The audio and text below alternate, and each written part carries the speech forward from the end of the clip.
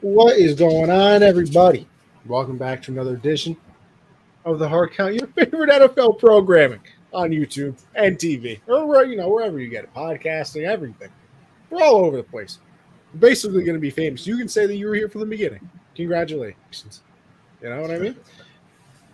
But listen, you can never get started anywhere if you're a gentleman, unless you ask the person you're sharing the screen with how they're doing. CJ, what's going on there, brother? Hey man, what's going on? Happy Wednesday, middle of the week. Uh, doing great, doing great. It's still a little under the weather. That's why we wasn't able We to hate to see it. go live yesterday. I got home late too, but we back. We back here. It's a lot to talk about. It's a lot of things going on. We got some star players going to be out for a little bit. Could change the landscape of the league. So Absolutely. I'm excited. How was your week? I'm doing well. The week was good. I'm doing that, the podcasting stuff with Chris Colombo over there. So I've been down in the city doing stuff. We just had an interview with Michael Francis, which really helped out the channel. I think all the other videos were around 1,000. We got the part 2 interview with him. We're up to like 33 on it. The week 2 or the not week 2 week 5 picks that me and Chris do together on the show, up to about 22,000.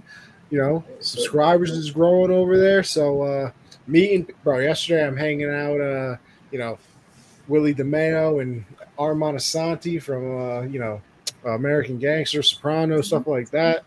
So I've definitely been doing more things than I thought I would do, but it's been fun, bro. It's been fun. So trying to network, trying to get myself out there, obviously, and but we're doing good. Obviously, hoping that our show pops off just like the other shows. So Absolutely. we're working always. Absolutely, bro. You had told me that like a few weeks ago before we came back, right? I was like, yeah, that's a great look. That's a great look because these guys, they're great storytellers. And, everybody can always come back to videos like that down the road and just hear stories and watch that. So yeah, bro, like you told me, I was like, wow, because I remember watching Michael Francis like during the pandemic. I was watching a little bit of his, OD, right?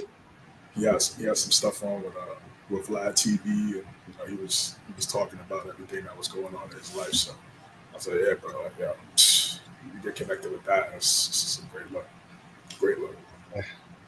But so we're chilling. But always good to be here because why not react to some NFL Week 5, right? So, Like you said to begin the show, some injuries, storylines, everything of that nature. So with that being said, we're gonna get right into it because why not? That's what the people are here for. We started off Thursday.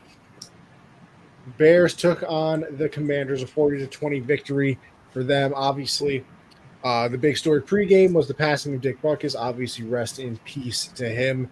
Once you hear that, listen, I had the Commanders all the way in this game, just the way that they had been playing. Obviously, I think the Bears had lost 15 straight.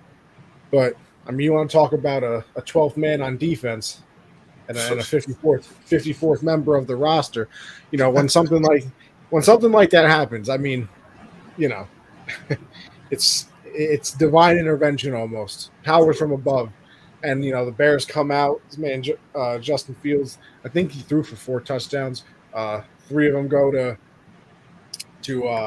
DJ Moore, yes. who just had the game of his career, obviously.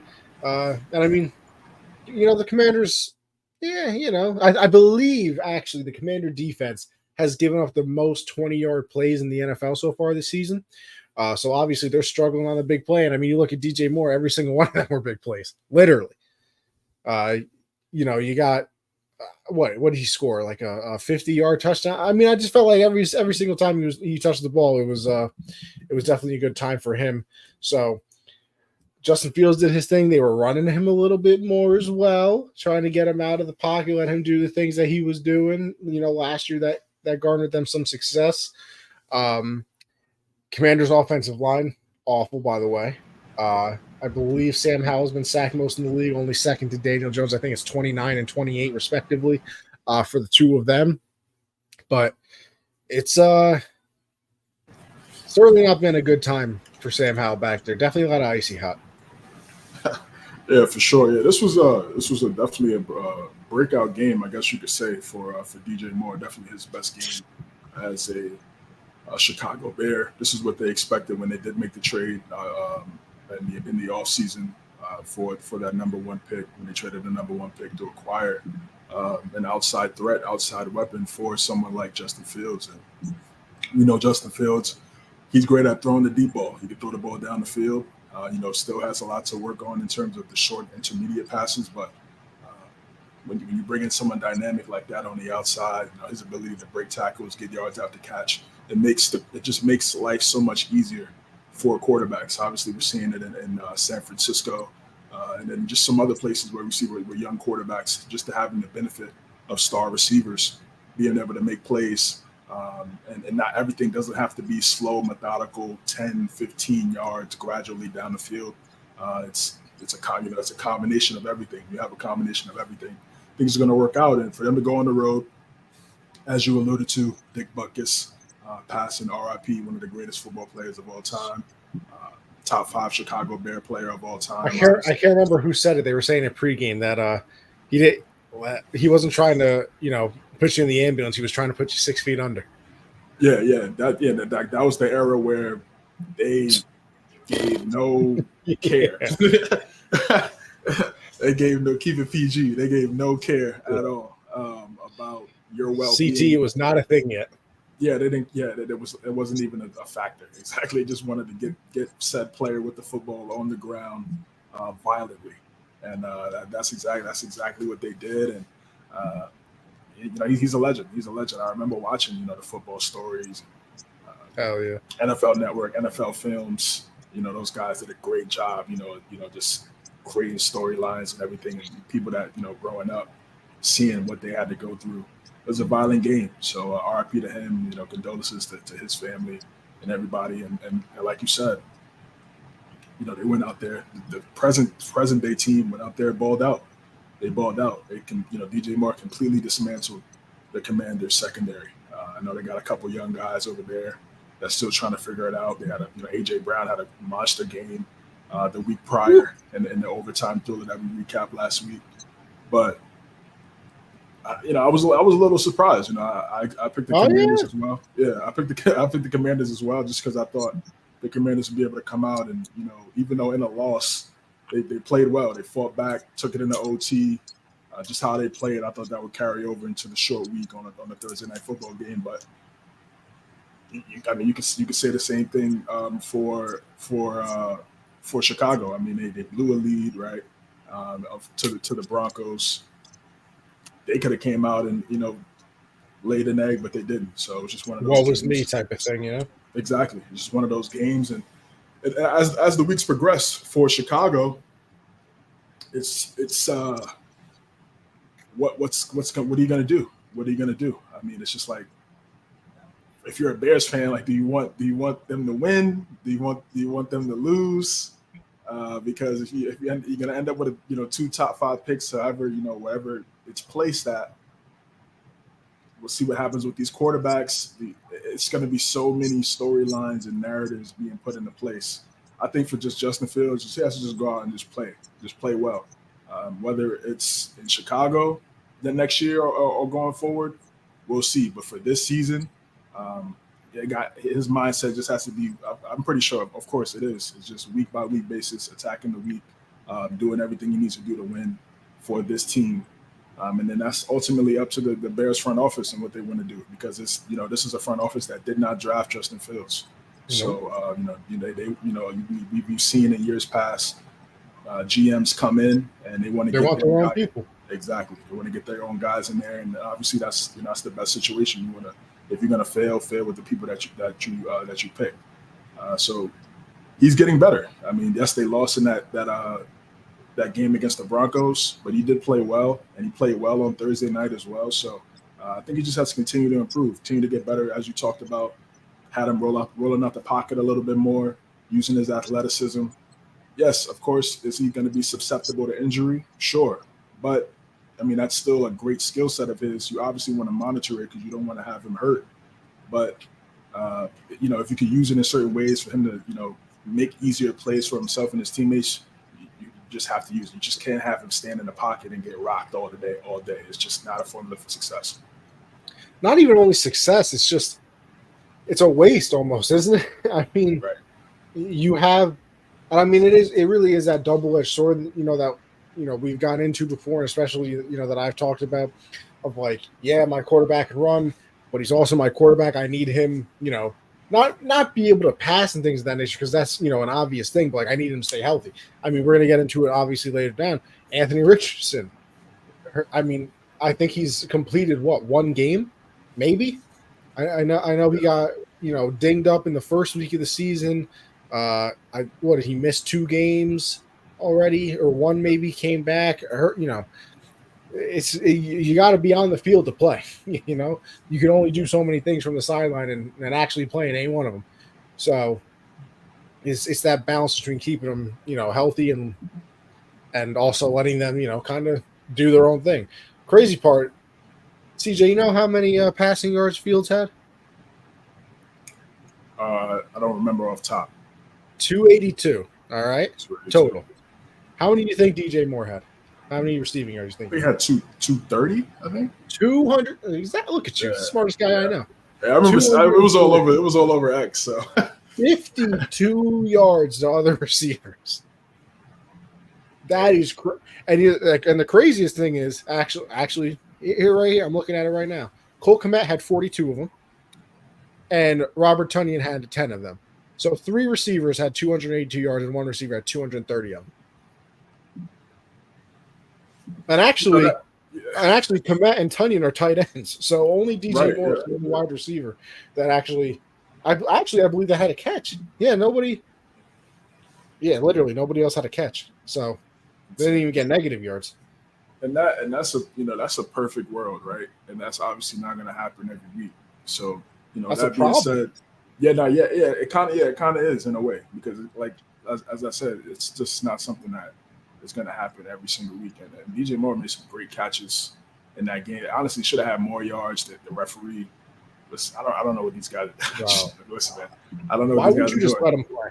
That's what I'm saying. Just let the you play can always happen. Go back and review it. I say that all the time when I watch the games, bro. Like, I just don't understand it.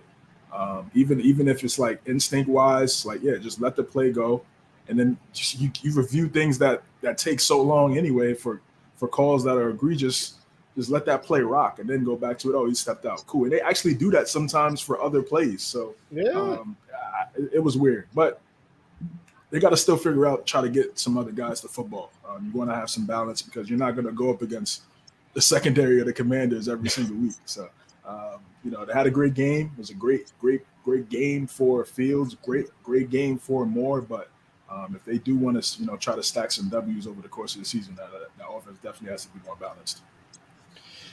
We move on to a good old foggy London town, and the Jags beat the Bills 25-20 in their second week in a row in London, 2-0 over there across the pond, as they say. CJ, what I wish I could do is see into the future. Not only because, I would be able to pick games correctly and stuff, but I wouldn't have bet a penny. I wouldn't even have given a thought to the Bills. They got there on Friday. Why would you fly to London on a Friday and play a game Sunday? You're giving yourself no time to acclimate to anything. The jet lag, yes. What is it, 6.5 or 6 hour difference, something of that nature? Yeah. You flew there on a Friday? That is literally the dumbest thing I've ever heard in my entire life. When I heard that, I was well, there goes that. There goes any chance of them winning. And listen, if you watched the game, it looked like they were sleeping. They didn't wake up until the fourth quarter, and by that time it was too late. They scored nothing in the first quarter, scored a touchdown in the second, they go into halftime, it's 11-7. You want to talk about not being able to run the ball, CJ. 29 rushing yards. Not in a quarter, not in a half, not by one player in the game. 29. Listen, I know Jacksonville is, improved and things. I don't think it's the 85 Bears by any chance. 2000 Ravens. I don't think we're comparing them to the 2023 Jacksonville Jaguars by any chance. I mean, No. what are we doing? 2017, yeah, no. 29. So, that's obviously not what you want there. But yeah, listen, credit to the Jags though. They went out there, they stopped the run. And watching the game because I am an idiot and woke up. The Bills could just really never get it going. You thought they scored that touchdown going into the half. I believe they started with the ball after halftime. And you're like, okay, this is probably where they're going to turn it on. The Jags are going to hate themselves if they let them stay in this game. They should have, they should be up bigger, obviously. And they certainly never did. And then, you get to the fourth quarter, and that's when it was kind of like, Pick it up. Yeah, they started to pick it up. The Jags scored a touchdown, and then the Bills came back, scored a touchdown. The Jags, they'll go on to score a touchdown. The Bills came back with one, and then the Jags punted. And it was like, okay, but it didn't matter because you look at it, there was like 9 seconds left on the clock. So you just never really saw the Bills get into that rhythm. And I mean, it would have happened at the beginning of the fourth quarter, maybe because the Jags fumbled, but then Josh Allen came back and threw an interception. So that is certainly not what you want. And I mean, I feel like this is kind of what we've seen in the Bills, which is why you always think Super Bowl with them, especially with Josh Allen and Diggs. And it's a weird inconsistency. Because when they're great, I swear they look like they could be any team that ever existed. And then when they're bad, you literally are shocked that they don't have a top 5 pick. Like there's no, it feels like there's no in between. And if there wasn't in between, I feel like they could win some of these games that they were losing. Like this game, if they played in between in this game, you know what I mean? If they weren't, the greatest thing since sliced bread, but they also weren't, a tire fire. Mm-hmm. Somewhere in the middle, yeah. Yeah, but it's like they don't have one. It's the weirdest thing I've ever seen. And then also, you lost Tre'Davious White for the season the week prior, and then this week you're going to lose Matt Milano for the season. Oh, my gosh. CJ, here's the other – listen, we talk about the 49ers a lot with the injuries, talk about the Ravens all the time with the injuries. I cannot remember the last time the Bills on defense did not have some awful injury. I mean, Von Miller last year. He's coming back, though, yeah. But I'm saying it's already beginning because you got to think Von Miller last year didn't have Jordan Poyer, didn't have Micah Hyde for the entire season. I believe they lost Tre'Davious White last season, right? I think the year before he came back late wasn't really the same, right? But I mean, even then, Von Miller, Jordan, you lost Von Miller, your best pass rusher, and then both of your safeties who can be Pro Bowlers every single year. And I mean, now you lost a Pro Bowl caliber corner. And you lost a Pro Bowl caliber linebacker in football. Yeah, I mean, Fred Warner. Top, yeah. Every year I feel like there's something. Yes, this was an unfortunate one, and I was actually up for this one. It's there for this London game. I don't know about Ravens and Titans. We'll find out. But yeah, it was like 11-8 at one point, and I'm like, wow, this game is kind of mid, and then I think I went and got something to eat, and there was like a couple minutes, and I come back, and it's like you said, it was like 2018, 25-18. I'm like, and it was like 6 minutes left. So yeah, that definitely does speak to the Bills coming. I don't know why they decided to come in on Friday. I mean, there's a big crossover boxing fight going on this weekend. With Logan Paul and Dylan Dennis and these guys, if you're from the States, it would just make sense to come in a week or 2 weeks before, just to get accustomed to everything that's going on. Even in the UFC, they're going to be in Abu Dhabi next week for 294. Like, I know in the crazy card and guys coming in, you're making that trip like tomorrow to. Just to get acclimated. You don't go in. Can I say one thing though, CJ, that I forgot to say now, and it's reminding me because of what you're saying. Mm-hmm. I do find it slightly unfair that the Jags are there 2 weeks in a row, and that like the team playing them the second week didn't have a bye or something of that nature. Because you're giving the Jags 2 weeks over there, acclimated everything. At least give the team that's going there the second week a bye so they can, maybe go early. I mean, listen, they're stupid anyway. They still didn't play great. I mean, you would think you would think they'd have a super advantage, but it wasn't like I was saying, it was 11-8 with like 7 minutes left in the fourth. So like that, you would assume that, and you would think they would kind of have some like quasi like home field advantage a little bit. Especially because they've played the most games in London. They have like 11. Yeah, that's their second home. It's their second. I mean, because they don't. Let's face it, they don't do well in Jacksonville in terms of ticket sales and things like that. No. So, that's it's smart for them to try to go somewhere else and try to, UK fans. They, obviously soccer and boxing is top two, but they'll show up and obviously watch an NFL game for sure. They've done it for years, so it's a smart deal by the Cons over there. But yeah, this game was just.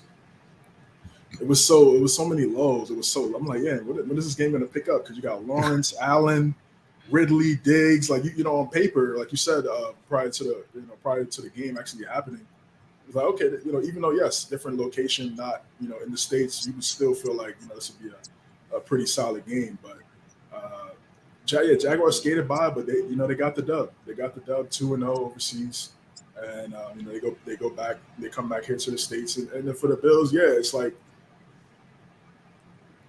You think they're going to be this powerhouse based on how they play, how they smash the Commanders, how they smash the Raiders, and the Dolphins. And the Dolphins, yeah, they were going crazy those last 2 games. They played excellent football, and then they they go to London and they kind of have a lackadaisical performance. I'm not going to sit here and completely count them out. They're still 3-2. Oh hell no! They still have the game advantage over Miami in the division, so. It's not end of the world type thing, but they do have these type of games, and we saw it in the playoffs too. They didn't play great against Miami with three quarterbacks, with their third string quarterback. They should have lost that game. For sure. It was definitely there. It was definitely there for them to lose. And then we saw what happened the following week against Cincinnati. They just it was just non-existent, right? So this is what we see from Buffalo. They look great for a couple weeks, and then there's some weeks where. They kind of look like middle of the road, and you look at the talent, and it definitely should not be the case. Losing Matt Milano is a huge loss. I mean, like I said, he's second to me. He's the second best middle linebacker in the league after Fred Warner. And what he's been able to do over the last few years, just he's so smart. He has high football IQ. Obviously, being Pats fans, we see him twice a year, so he's always in the backfield against us. But that's a big loss, man, and it's just like you just can't. Replicate that. You can't duplicate that. There's no one of his talent on the roster, so it's going to really have to be a collective for them. Trey White losing the top guy. They brought in Josh Norman. He's up. I think he's north of. I think he's like 35, 34. I don't. He's getting up there. He's still savvy, and you know what he did in Carolina, but that was a long. We did in Carolina, but that was a long time ago. That was a long time ago. We're talking about north of like almost 8 years. So, you need the bodies. He's familiar with the team, but it's going to be tough. Von Miller coming back is going to be huge. There's still a lot to ask for him to come back and be himself coming off a torn ACL. But he got the bag like that, and they're gonna expect him to go out there and dominate whenever he does come back. So, tough loss for Buffalo, and good win for the Jags, man. Really, really solid win for them, man. They definitely needed it. Absolutely. Like I said, and last year I believe they lost their London game, but then they went on like a little bit of a run and they finished the season, hot. Hey, listen, maybe London is when they decide to turn it on. And also, you see the little interview. I was going to say though, you see the little interview that one of the reporters over there did with Goodell, where they're like, "Oh, what about bringing a team over here?" And he's like, something, blah blah. We looked into, or maybe a couple teams, huh? I mean, I don't know. I don't know how you're going to do it in the scheduling because that is going to absolutely suck if they get put in like I don't know what you do to the divisions. That's the problem. I don't know. Yeah, that'd be tough. I think it probably make more sense to maybe have a team in North America. Obviously Canada or Mexico, something like that, just from a travel standpoint. but they have the money. Obviously, they're not deprived of that. So No. if they did want to expand and do something like that, it is possible. But yeah, as you said, that would definitely be an interesting task, but not impossible. Absolutely. Texans at the Falcons. Falcons got the 21-19 victory over there. I actually did watch this game fully, believe it or not. It was one of the games. Listen, I'm still upset, by the way. This whole YouTube Sunday ticket thing. Why can't I pick the 4 games I want to watch? Like, why? What's so difficult about that? Why they got to pick them for me?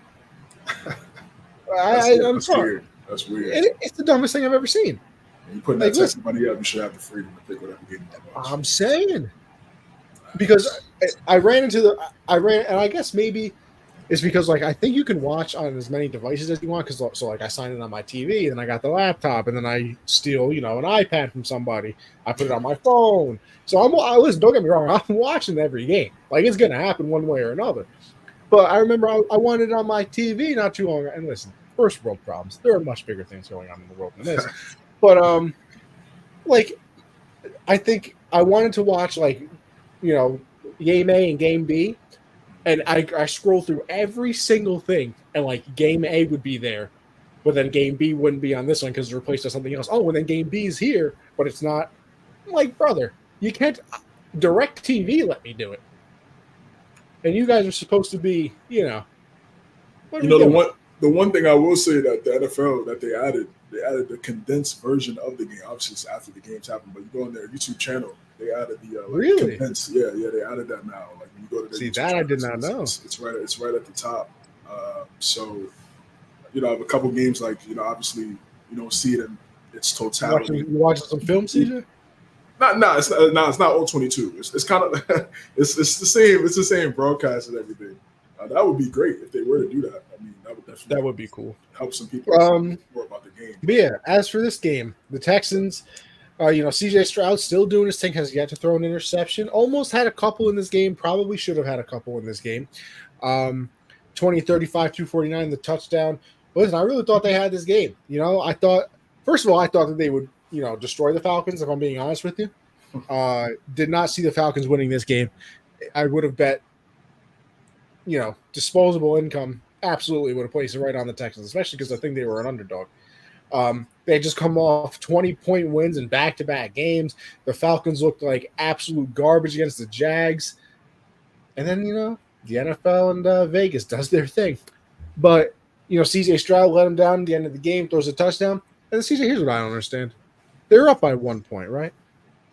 I feel if you watch the game, it felt like they were playing prevent defense. Yeah, I didn't understand the 2-minute defense. I didn't get it. I don't know what we're talking about here. Yeah, you're right. You do have to prevent them from scoring in any type of way. Yeah. But leaving the middle of the field open for 40-yard gains, what are you really preventing? You're besides a win from going in that column. I'm a little confused as to what was happening there. Hey, listen, good on Desmond Ridder for taking advantage of it. He had an unbelievable game. He was 329 yards, a touchdown, 28-37. Surprising. Would you look at that? Kyle Pitts actually alive, 7 for 87 on 11 targets. Drake London, 6 for 78, 9 targets. Wow. You guys got, your best offensive players involved. That this game almost should be studied. Wow. Some people with talent got the football, and listen, they barely won, but they won. Sure. And my main thing, my main thing coming out of this game too is just obviously the offensive line for the Texans is not very good, but if they could just establish a run game, I still have the Bears and Commanders banner up. I'm terrible at my job. Look at that, Texans Falcons. But if they could just establish a running game, imagine how much better CJ Stroud would be. Because right now, legitimately, if you're a team going against the Texans, why would you defend the run? I'm not defending the run. I'm putting 3 down linemen, making CJ Stroud overwhelm his brain with 8 people in coverage because they can't run the ball for nothing. I mean, I thought Damian Pierce drafted him in a few spots was going to have a breakout year. I don't think it's his fault. The man can't go 3 yards without getting contacted. So, This game, this game came down really. I mean, the Texans, they had an opportunity to win, but you look at their third down conversion percentage. It was terrible. It was terrible. They just weren't able to complete third downs early in this game. And then when they got to the red zone, or when they got close to the red zone, they settled for 3. They only scored 1 touchdown this whole game. The rest was 4 field goals. So it's so difficult to score in this league, of course. But this game was right there for them, despite the low percentage on third down. And I just don't know what. D'Amico Ryan's defensive-minded head coach, obviously. It's just, but the players got to go out there and make the plays. You can call you could call it in the helmet for the linebacker or with safety, but those 11 got to go out there and make it happen. So I don't know what happened there, but yeah, you just can't give up that chunk of yardage that quickly. Just to a team with the 1-point lead. You can't do that. And yeah, I think they'll be fine. CJ Shaw, he's a stud, bro. I mean, they got there. Yeah, for sure. And even when he has limited time in the pocket, he's still very poised. Doesn't really get rattled. He made some good points. There was a couple times there where he could almost had a pick, but still pickless in 6 weeks. NFL record now. Which is impressive. Yeah, NFL, which is impressive. I mean, because if you looked at their roster and you looked at their receiving core and tight ends, so outside of really one person that was really, you could say, is consistent and produced is Schultz, right? Dalton Schultz. He was the only one. Yeah. I think he had the touchdown in this game. So, but everyone else is young. Mechie coming off, the cancer, all that type of stuff, and he's just diamond everybody, bro. But it's just they gotta work on third down. If they do that, 30% is not gonna. No, that's it. That was the game. That was really the game. That was the game because the defense did. They held them to 18 up until obviously the last drive, which is on the road. I mean, you'll take that all day, right? And for Atlanta, golf clap. I mean, I guess we've been sitting here talking about this since we came back, and just how you not getting these guys the football. I mean, you have a luxury. You got a tight end 6'5". You got a wide receiver that's 6'5". You got 2 running. I think they had two stud running backs in Robinson. Oh yeah, Algieri. Yeah, I mean Algieri. You were confused when they drafted Bijan because of Algieri. Because he ran for a stack last year. Exactly. So I mean, they're not deprived of talent by any means. So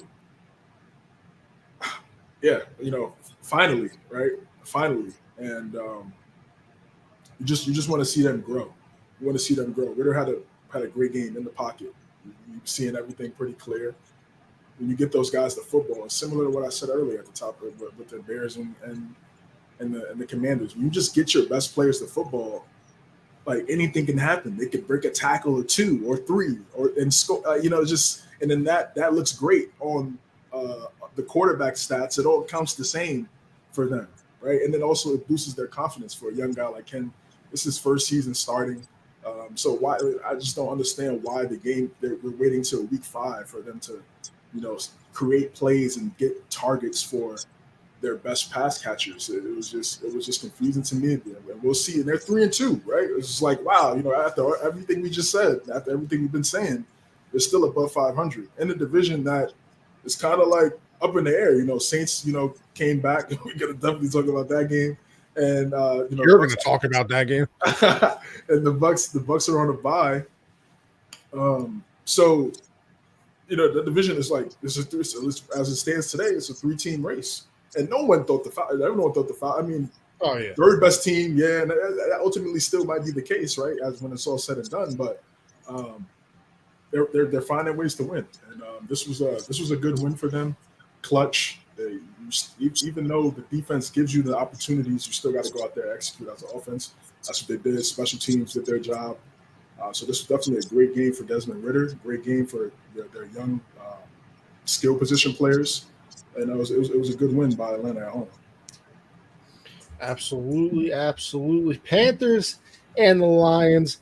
CJ. Yeah, this was It's the brand new Lions. Yo, for sure, no doubt. It is They have the everybody else. brand new Lions. Listen, by the way, Jared Goff, definitely better at home than on the road. But I mean, when he is at home, money guy. I mean, just absolute money. 220, 28, 236, 3 touchdowns, no interceptions. David Montgomery out here. Listen, David Montgomery, unless I'm missing something, he was not this good in Chicago, right? Yeah, I think he had a couple 1,000-yard seasons, at least one. I feel like this man is running different. Hey, I mean, they drafted maybe I don't know. They drafted Gibbs. I think he's hurt now.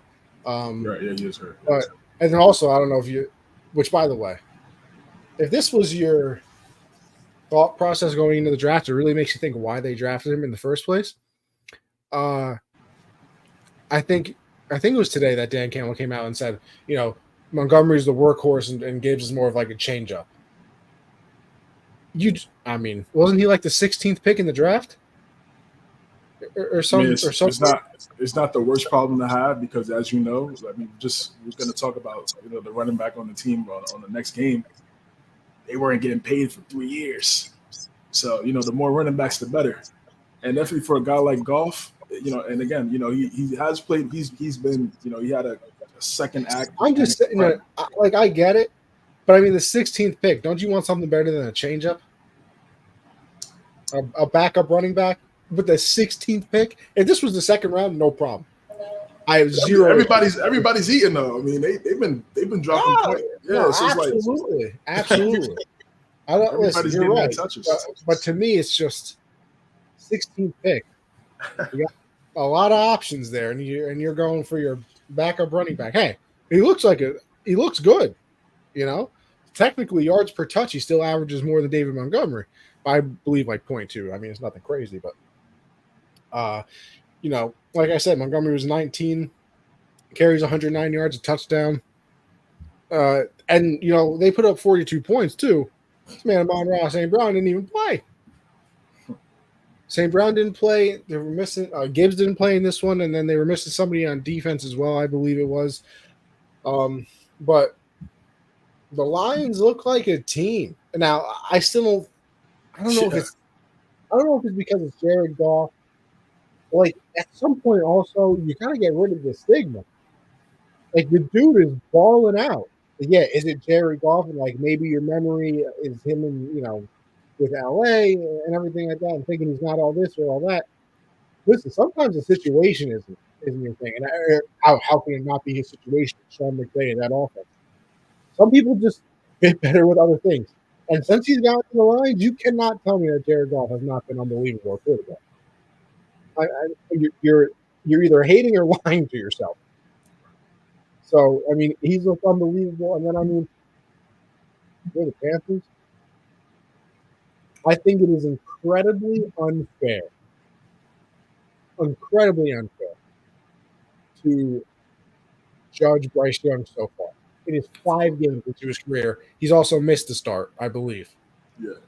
So you're not out here judging him, but let me be the media guy really quick. If you're looking at him and then you're like, damn, the Texans really got C.J. Stroud. Look at how good Anthony Richardson is when he's on the field. For a quick second, you're just like, there's no way we screwed this up, and we got the worst one out of the 3. I know it's a thought process for sure. Because everybody wants instant success. I think everybody wants instant success. Right. We are the definition of a microwave society. If something doesn't happen right away, it is not worth our time. And that's why quarterbacks get, traded. CJ, a quarterback has a bad first season. The next season is, halfway through the year, if he's not good again, we got to get rid of him. What would they have done to Peyton Manning in today's world? He might have never seen a football field again if he had that first season in 2023. Yeah. They might have burned him at the stakes. Yeah, with social media and everything, would have been bad. And Gridiron makes a great point here. Laporta's doing a great job filling in the Hawkinson role. Is he? I made a nice little trade for him in fantasy. Don't regret it at all. Don't regret it at all. It's clutch. But and then the other thing with the Panthers too, right? They're looking to trade for a number 1 wide receiver. Smart. CJ is very smart, right? But I believe they had one. They had that DJ Moore guy that's over there in Chicago now. And listen, I know you got to put him in the package, I guess, to get the number one overall pick. But can you imagine? Let's live in the world looking to the future. Imagine if they get the quarterback wrong and they trade away DJ Moore. You're gonna that GM and woo, he is going to be working his way back up after getting fired. I'll start with the Lions first. I'll go to the Panthers. Lions are the third best team in the NFC. I mean, there's no other way to say it. Just the way they've been playing as of late. Their offense is dynamic, and it's not just this year. It's been that way last year too. They were one of the highest scoring offenses last year. They're just keeping that up as we go into the 23-24 season. They missed a couple guys. They found a really good tight end, Sam Laporta. That's good. I just talked about. Appreciate you stopping by, bro. This team is really good. The defense too. That's what I've been impressed by, really, more so than anything. Because we know they can score, but the defense, they're getting turnovers. Hutchinson got a pick in this game, sack. You want to talk about another mistake? The Jags got to be distraught. No doubt. See that to me was definite because they had the number one pick, right? The Jaguars had the number one pick, and it was right there for them. And no one was even thinking about Walker until the combine. I was like Hutchinson, and then everybody else. It was just everybody else. But nonetheless, he's with the Lions now. And this was a big game. I mean, they had stars out there. They had Eminem was there. They had a lot of Detroit love. Hey, appreciate you, yes, sir. They had a lot of Detroit people: Isaiah Thomas, Barry Sanders, Devin Booker, who's a Detroit native. He was there at the game. Calvin Johnson was at the game. So, isn't it amazing what happens when you're good again? Yeah. Yeah, people are starting to see. People are starting to see it, and they showed out. They showed out for sure. Dropping 42 is not an easy thing to do in this league, regardless of who you play. And just looking at the NFC, I mean, Seattle beat them, so you could say Seattle, and then Seattle's. I mean, they're good. They're good too. They're good too. They're deep. The way that defense has been playing. It's really a toss up between those two for the third best team. The top two teams is obviously clear cut, but I'll take the Lions. Though. I mean, I might take the Lions too. What was that? Week 2 of the season? It was week 2. Yeah, it was early. Yeah, it was early, and they match up well. They both have great weapons on the outside and everything. And to me, just like I said, more than anything with Detroit, man, it's just their defense because. You can put up a bunch of points, but you have to be able to get stops and create turnovers. Like getting picks, they got I think they got Bryce twice in this game for interceptions. So it's just like when you're giving the football back to that offense that already puts up a bunch of points, that just exemplifies the complementary football that every head coach is looking for, and that's just when they've been able to do. I mean, they're well rounded on all three phases, and I got to give a lot of credit to the front office. And what they've done in turning this franchise around. I mean, this is really the laughing stock of the league for so long. They had Stafford and Megatron, but that was just it. That was it. Ndamukong Suh for a little bit, right? But it was just those three guys. The rest of the 50 other players were mid to below mid to dirt, right? So they've really turned it around, and they put themselves in this position. To be one of the best teams in the conference. And I give them a lot of credit. Give Dan Campbell a lot of credit as well. Really getting these guys going. And I'm excited to see what they do going forward, for sure. And for Carolina, you got to make a trade for a number one guy. There's some talks about T. Higgins potentially being that guy. That makes sense. He went to play at Clemson, right? So you got the Carolina ties there. He's pretty sure.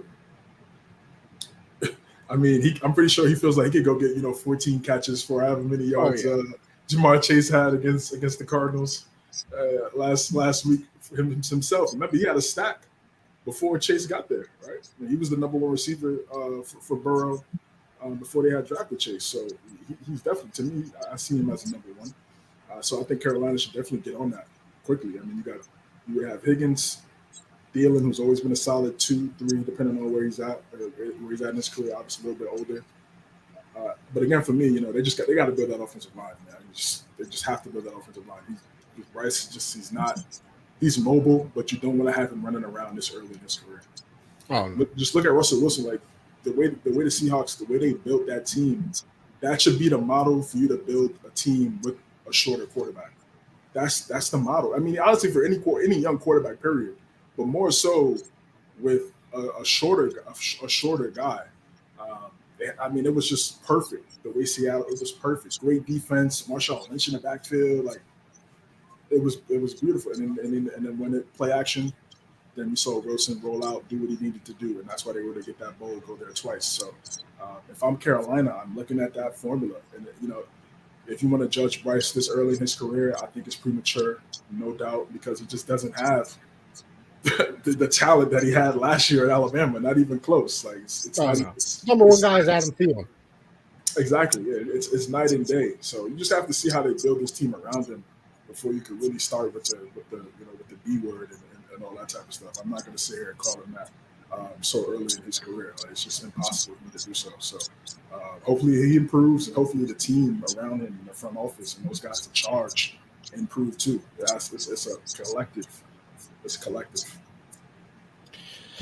The Titans and the Colts, like I said, going into this or a little bit before, big story out of this one obviously is Anthony Richardson going down.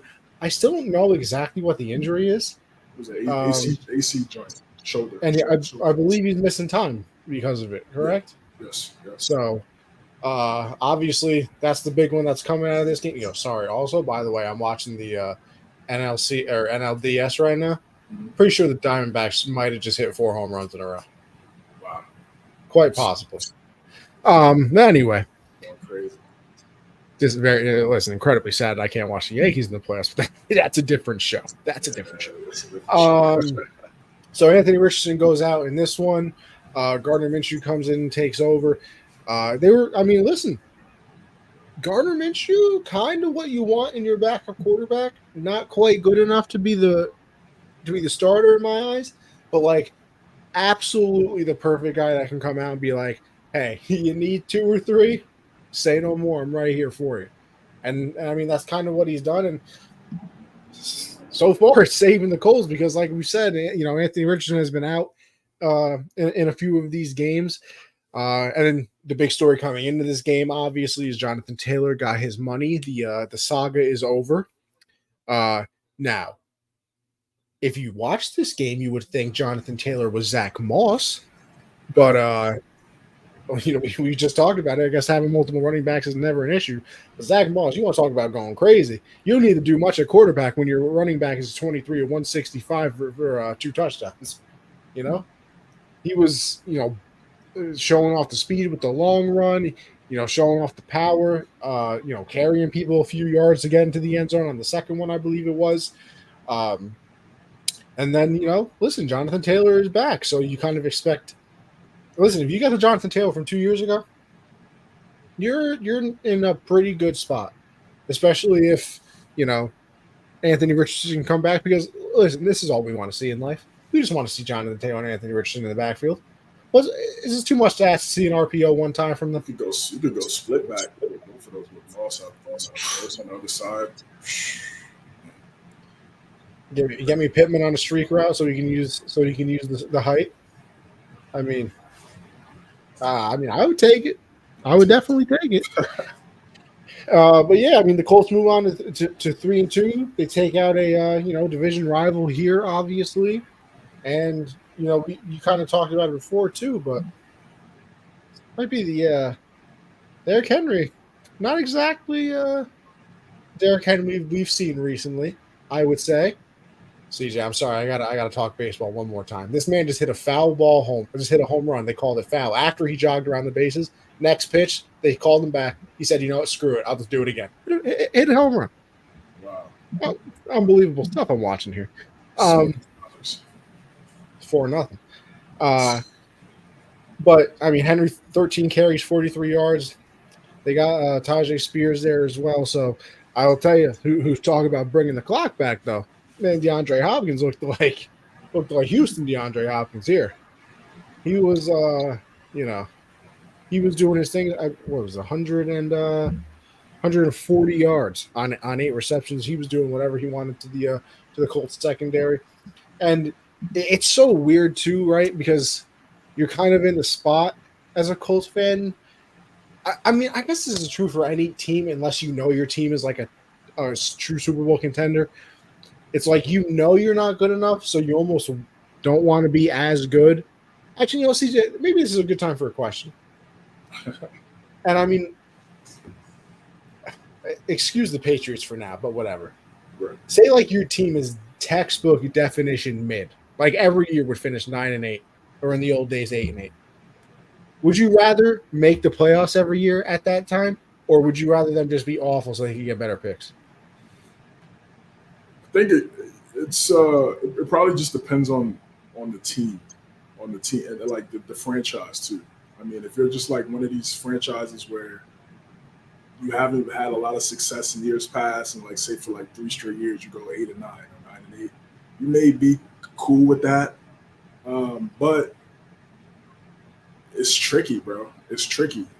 I'd probably lean towards if you don't have a quarterback, I would lean towards yes. Like Sure. not having not tanking, but not having the talent to win a bunch of games, and then find your franchise guy, because like being mid every single year, it's just kind of just like that roller coaster. You're in the twilight zone.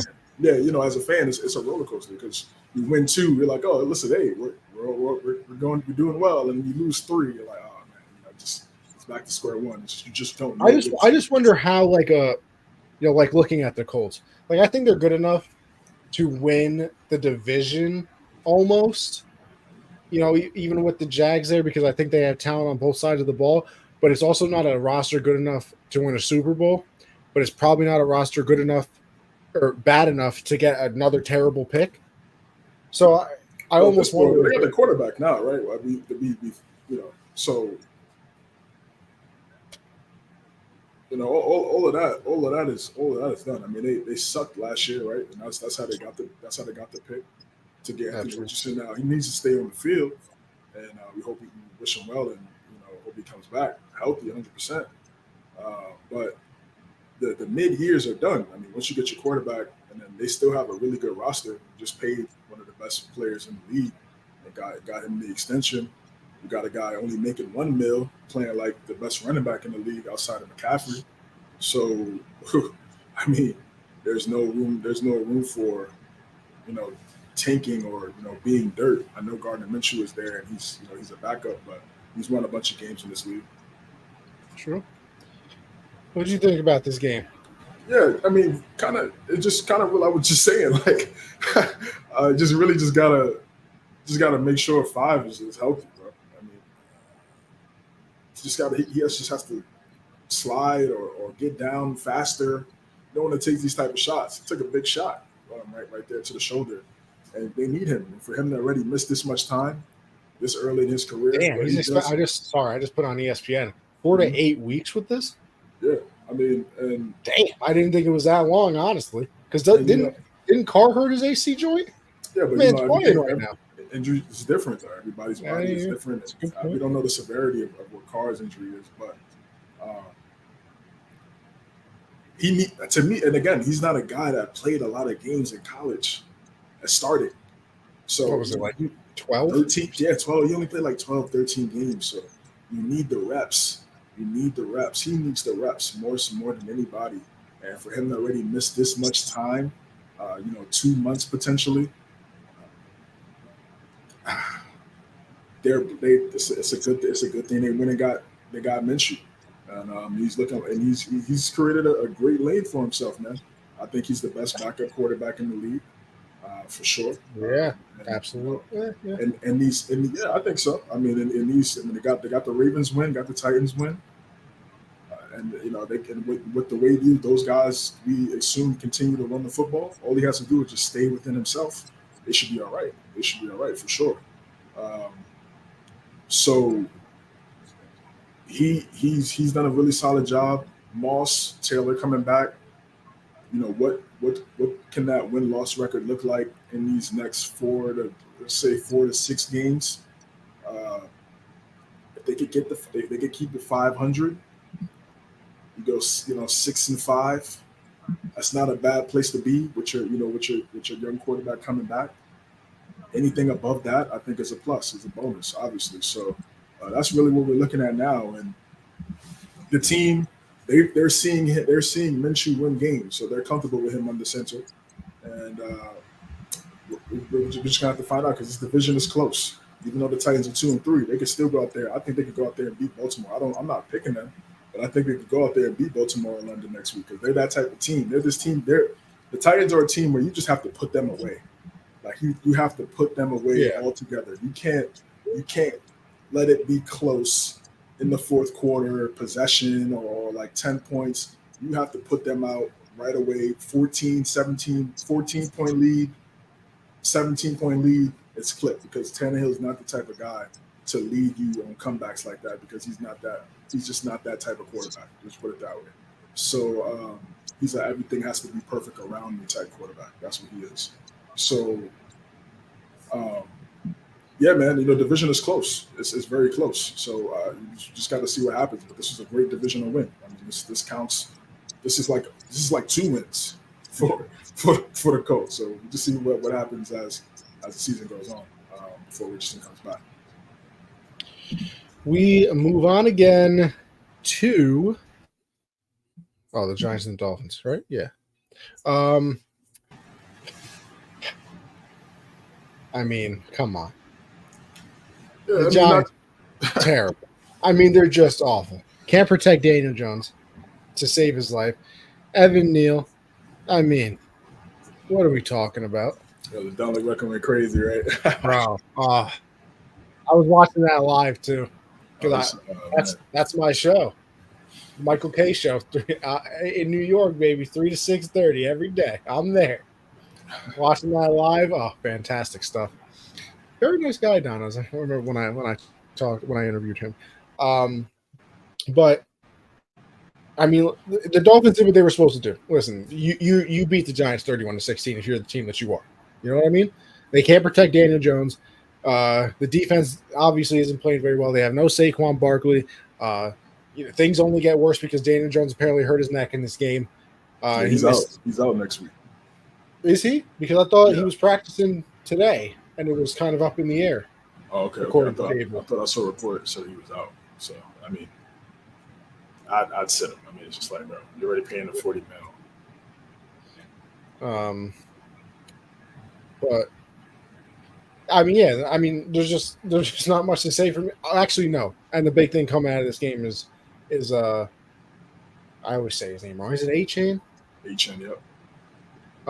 They just put him on IR, so he's out for at least 4 weeks with the injury that he had. So you hate to see that because he was. I think he has the most rushing yards in the league. I think he has McCaffrey by like a singular yard. I think he has I don't know what the exact numbers are. I can't remember, but I think he had McCaffrey by a yard. And obviously, he was electric, super fast. I mean, the entire team is a track team, so we should just assume that he's fast anyway. But talk about explosive plays, and obviously the Dolphins lose it. But, Mostert's still there. I believe Jeff Wilson Jr. is coming off of IR this week or something of that nature. So, you lose one, you get one back sort of situation. But, yeah, the Dolphins did what they had to do, and let's be honest, the Giants are just terrible. Last year was a fluke. Yeah, definitely. I mean, they're Barkley made. I mean, that's what Barkley, that was the healthiest he's been in the last 3 or 4 years, and that's why they were able to get to the playoffs. And now that he's out, see what their record looks like. They're Saquon Barkley made, plain and simple. Yeah, it's not really too much to say. I expected the Dolphins to dominate the Giants, especially after the loss that they had against Buffalo last week. They got embarrassed. So I expect them to come out back at home and do what they needed to do. Tyreek Hill went crazy as expected. A-Chain, unfortunately, prayers up to him. Hopefully he gets back healthy. He went crazy in this game. The only thing I'll say, I think he was more of a sure bet. I think he was gonna. easily put himself in a position where he was going to clear cut and get all the carries. Oh yeah, he was. One, but because most of us having a little bit of ball security issues, like some fumbles. Yeah. Listen, as somebody who has Mostert on his fantasy team, I've been watching that. Yeah. Every time I look, I'm like, oh, Mostert's about to have a big run here. The man fumbles the ball. I'm like, what are we talking about here? What are we doing? Alarming. Yeah, it's alarming, bro. It's alarming. So, like you said, Wilson coming back is probably the best thing because you don't want to have him, running the football a bunch of times. He's putting the ball on the ground. You don't need that. But yeah, again, great bounce back game for the Dolphins. CJ, I wasn't lying. Talk about things that you don't need in life. I never need to watch a Patriot game for the rest of the year. I refuse to speak on it. The floor is yours. 34-0, back-to-back worst losses of Bill Belichick's career, back-to-back disgusting performances. Can't wait for Mac Jones to never be a quarterback ever again on my team. There's just absolutely zero talent on the team. It's the worst roster in the NFL. They have no wide receivers that can get separation. I tweeted it out on the Hard Count X account. Listen, I'll tell you what the Patriots are going to do. They're going to run the ball for 2 yards. They're going to try and run the ball again, get about 3 yards. It's going to be 3rd and 5. They're going to throw a jump ball to Devontae Park. Or they're going to throw a ball short of the sticks. Hope somebody makes somebody miss. They never make anybody miss because they have no talent. And listen, you got Christian Gonzalez out. You got J.C. Jackson's back. I mean, I guess that's cool. But with Judon being out, who's getting the pass rush? You tell me. The team will. I will say this, and the team will never be good again with Belichick as a GM. It is not possible. Zero chance. Yeah. So last week I came on and I didn't think it'd get any worse, and man, I was wrong. This team is just. I mean, it's just the worst to me. They're the worst team in football. I mean, I know the Panthers are 0-5, but at least there's a little bit of hope over there for them from the standpoint. They got a young quarterback that can kind of do some things and make things happen. I just don't see any elite. There's not one player on offense. I said it's the same thing, and it's just going to be the same narrative for them for the whole season. The Patriots, there's not one player that any opposing team on defense they fear that the Patriots have on offense. Not one. O-line is shaky. The wide receivers, they're just, man, DeMario Douglas got hurt. He had again another big play in the game. Then he gets hurt out with the concussion. So he's not able to play for the rest of the game. Yeah, it's just, this team is not very good. They're not good. It doesn't matter what the players say, oh, we're a better team. All the teams that suck say that. We're better than what the record says or what the game says. Okay, well, if that was the case, then you play like that because you have an opportunity to make the plays, right? This team is sad. But I expected this to happen at some point. Again, like you said, you just can't have 25 whatever year, 20 years of dominance. It's just not going to happen like that. And this for Patriot fans, this is our time to be, what the Lions used to be, what the Jags used to be, what some of these other teams that were with the Bills and the Dolphins, what they used to the Jets still are. Used to, even though they got a dub. But this is what's going to happen every once in a while. And Mac Jones is not that guy. I could see Mac Jones kind of having like a Baker Mayfield resurgence somewhere else, where the team is better and there's better players around him. I don't think he's as bad as the play is because again, it's just even in play action, the guys, no one gets open. It's just no one he can really trust to get the football to outside of Kendrick Bourne every once in a while. That's it. No one else could create any type of separation at the wide receiver position. You extend Devontae Parker, you give Juju Smith-Schuster, 3 years over 33. Yeah, I just don't understand Bill, the GM. I really don't. I think this might be his last year, in my opinion. I think he just might step down gracefully. He's done a lot. I think it's time. Let's see the Gerard Mayo era. They brought him back to kind of be the quasi, successor to Bill Belichick, and they paid him a bunch of money to keep him there. because I think there were some reports that he might have taken a head coaching job if that wasn't the case in the offseason. So I'm down to see some fresh blood with the headset on, man. It just can't. I didn't think you would go here, CJ. I just don't see it getting any better, to be honest. I mean, let's just like as I said, it's not to put the blame on Bill O'Brien. Now, it's tough for me to put blame on Bill O'Brien because we've seen this over the last 4 years. This is why Brady left, right? Brady left because the skill position players suck. There is literally zero talent. You could have Sean. You could resurrect whoever you wanted. I mean, you could have Bill Walsh here. You could have Andy Reid here. You could have Sean McVay here. You could combine their brain into one offensive genius, and I don't think that they can get anybody open. I think the offense would still be terrible. Yeah, I mean, again, they're players. Who are you throwing to? Yeah, that's what I'm saying. I mean, you can have a great coach, but the players come first, bro. The players come first. The one thing I'll say, just to answer your question again, do I put any? I mean, no, because, hey, bro. I mean, this is the same offense Patriot fans have seen since Brady's last year. So we're going on 4 years straight of inconsistent, inept offense. Barely trying to get to 20. 20 is like a blessing. to get to 20 points is a blessing. 17 is like, oh wow, we got there at least. Now they're going down. It was like 22 against the Eagles, and every single game has been going straight down. So zero. It's that it's all the way to zero. And I expected the Saints to win this game because they did, lay an egg against Tampa Bay last week. And I know Carr was hurt a little bit and things of that nature. And I knew from a talent standpoint, they blow us out the water. I mean, you still got Michael Thomas, Olave, all those guys. Kamara's in the second game back. I knew we were going to. Michael Thomas would basically be Jesus coming out of the tomb for the Patriots. It's just no talent. It's just like you said. It's just lack of talent at the position, man. And like I said, he struck out so many times at the wide receiver position. It's tough for me to see it, and I think the Crafts.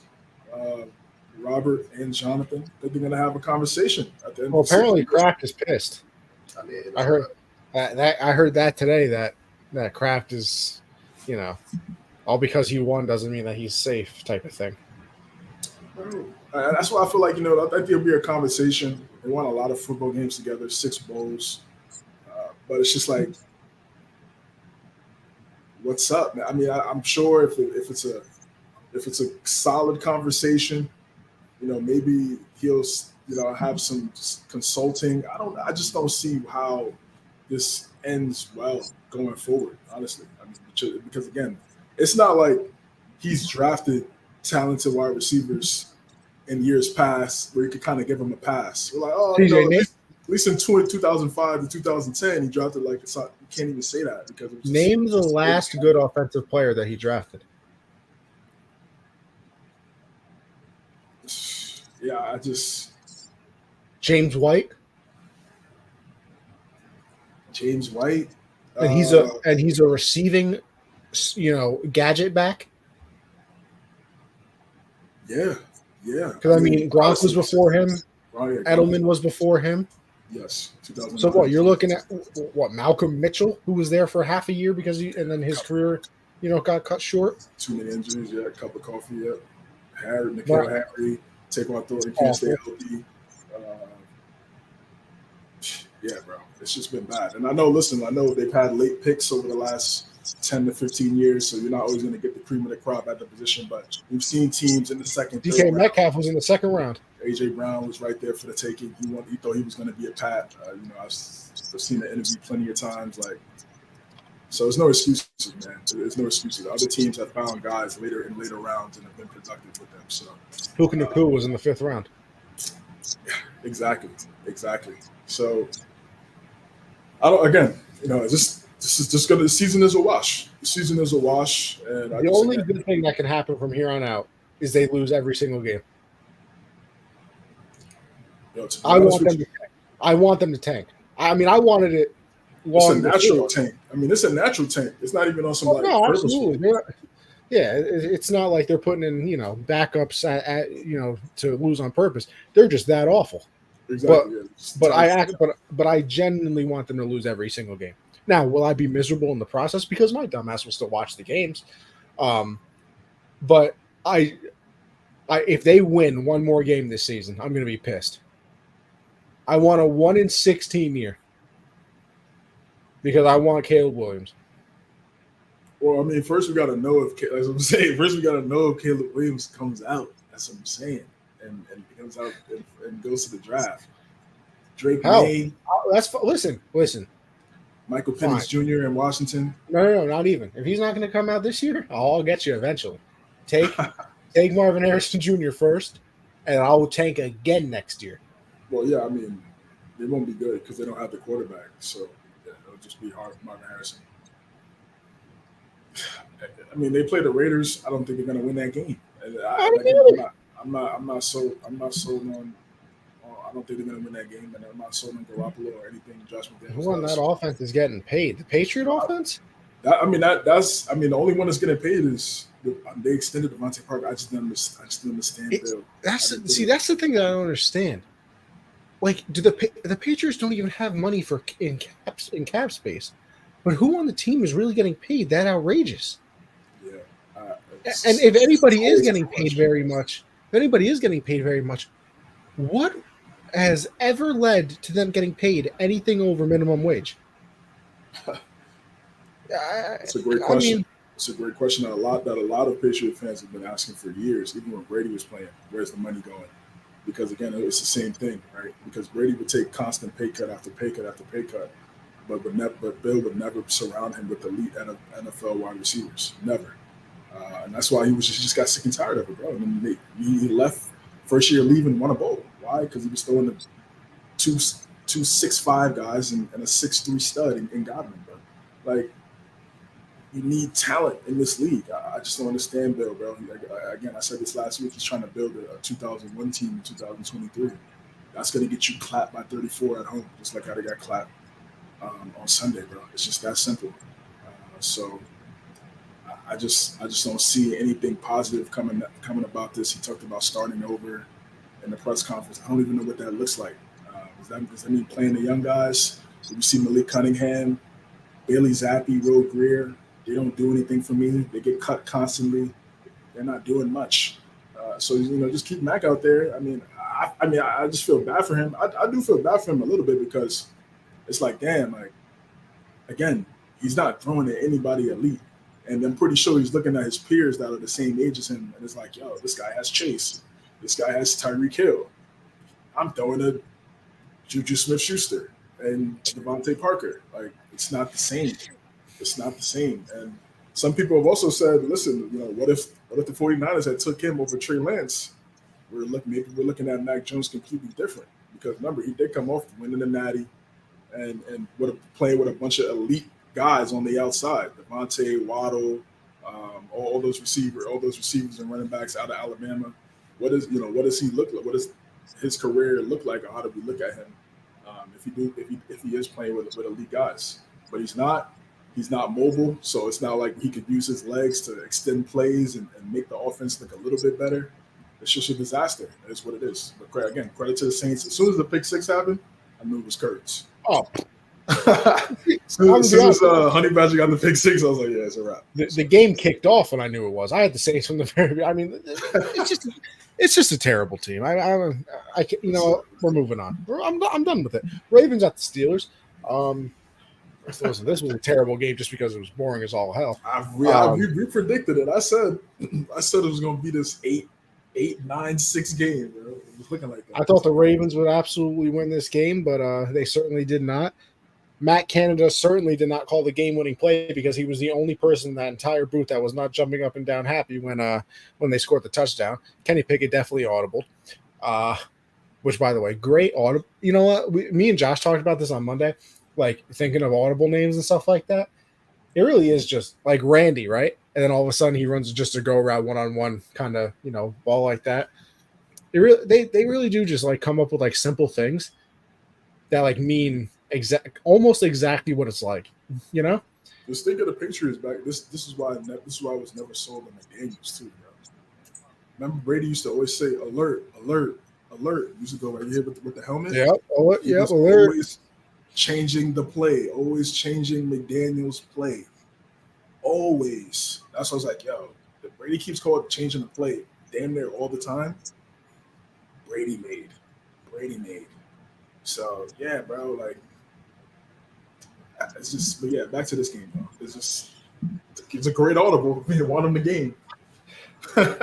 Your boy Lamar got no help in this one though. Oh gosh. I mean, you want to talk about absolutely selling. CJ, you ever played? You play Call of Duty Zombies, right? Yeah. Fire sale. Fire sale. All the mystery boxes come up. They're about 10 cents each. I mean, listen, I've never been the biggest Lamar guy in the world, but you're out of your mind if you're talking about anything about this game without the drops. I mean, he's throwing it right. It's hitting him in the hands. You are a wide receiver. Like, you have one job. And it's not like, and some of these aren't even like, oh, well, he was about to get cracked over the middle, so he, you could hear the footsteps. Like, these were right here. Yeah. You could catch the ball and collapse to the ground, and you would have been fine. Or like a streak route where you have 3 yards of separation right in the hands. Just an absolute dub. Like, I don't know what we were like. You almost feel bad. No, I feel bad. Because it goes on the quarterback. Everything, fair or not, everything always goes on the quarterback. And, I mean, it certainly was not his fault in this one. But, hey, good win for the Steelers. It was the drops. The drops were loud, but he threw a terrible, terrible ball in the red zone. That is true. To Joey Porter Jr.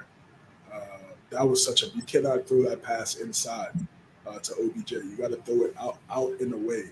So the DB can't get it. No one can get it. You're throwing it inside when Odell is going outside leverage.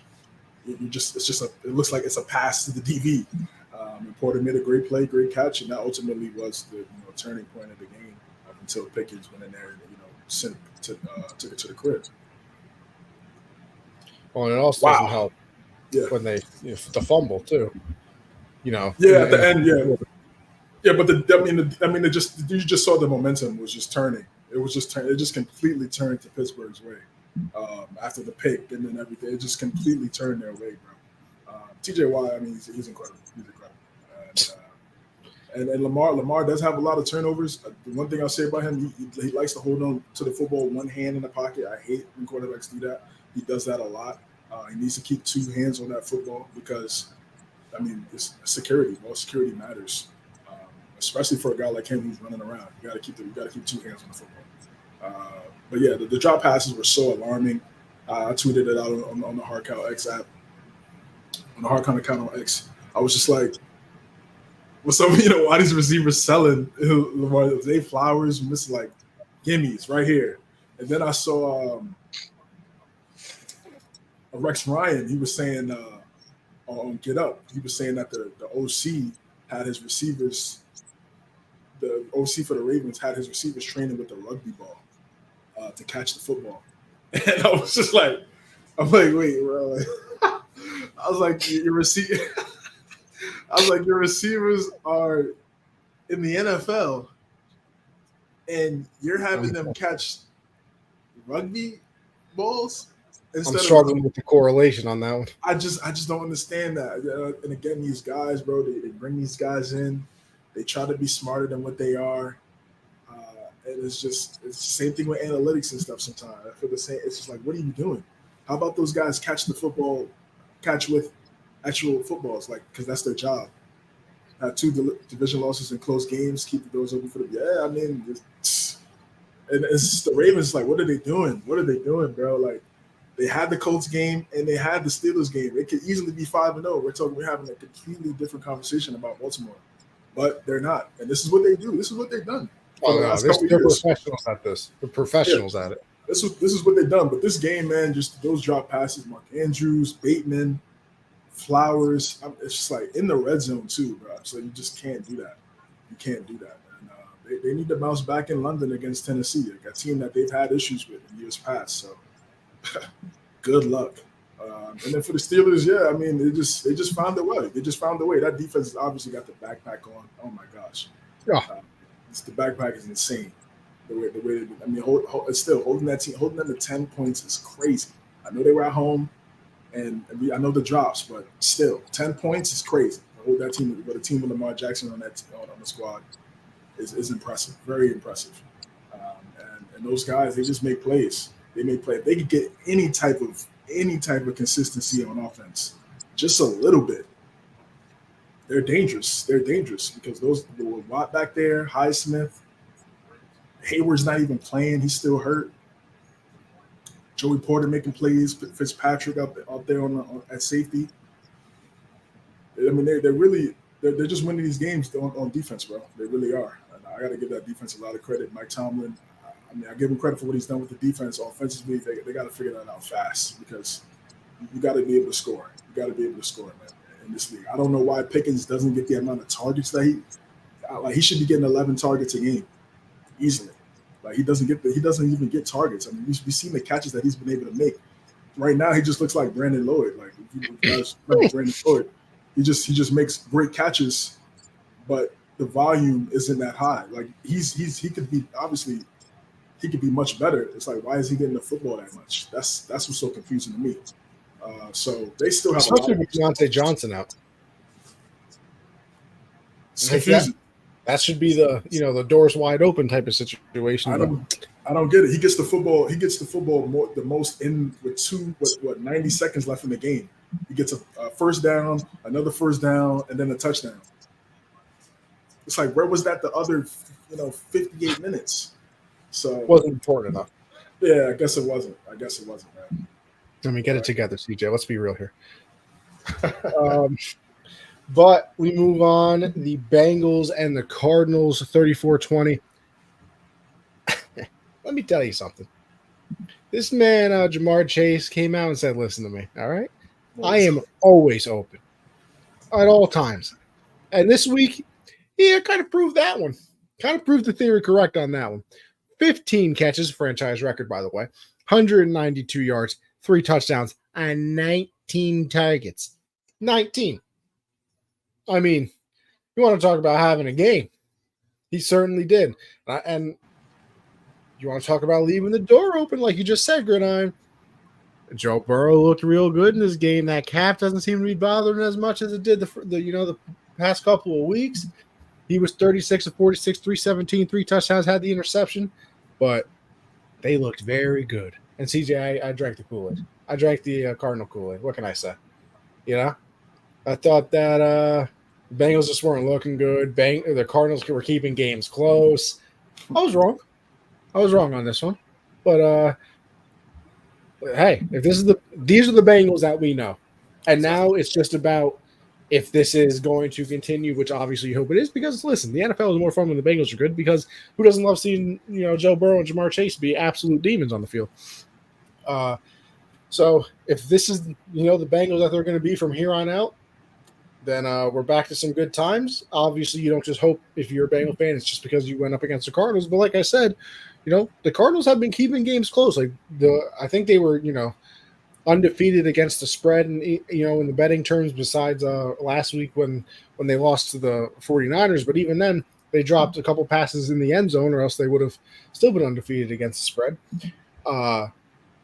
And Dobbs had been playing well. James Conner was doing well, which, by the way, James Conner gets injured in this game. Looks like he's going to miss some time, which is obviously a huge blow to that offense, because he was kind of carrying them quite literally.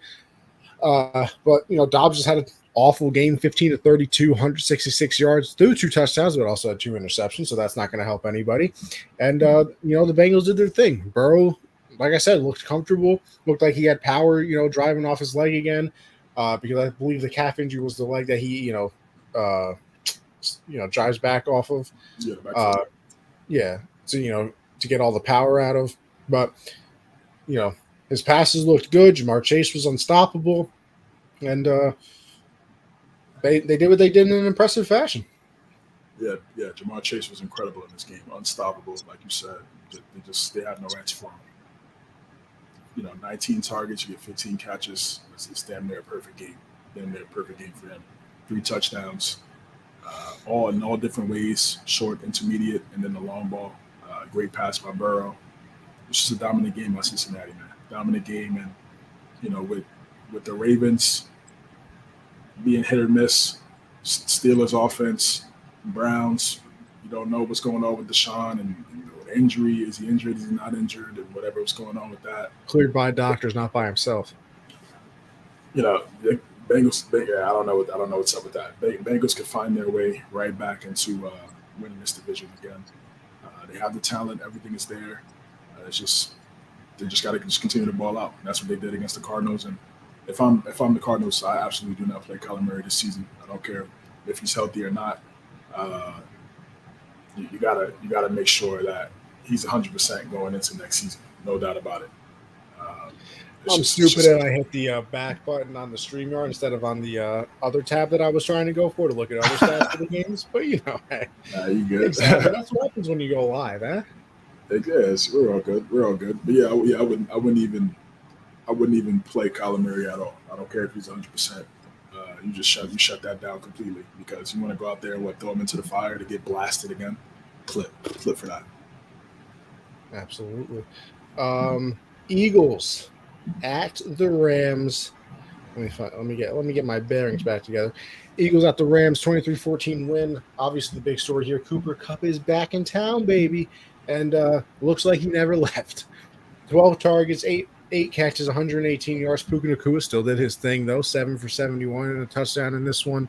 Kyron Williams had a couple. No, he did not have a touchdown. Tutu Atwell had a touchdown in this game. Like I keep saying it, the Eagles. You might not.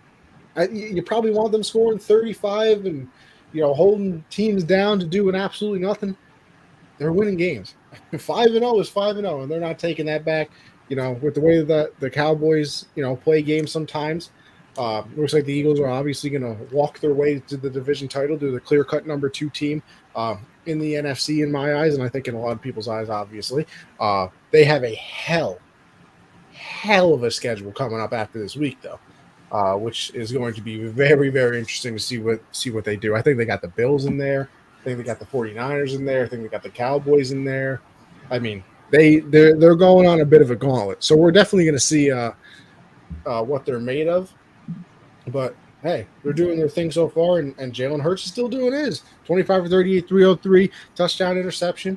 Hey, he was unleashed on the ground this week as well. 15 carries, 72 yards, had a touchdown there. DeAndre Swift still doing his with 17 for 70. Scary run. It almost looked like he blew his knee out of the turf. See, that's the thing.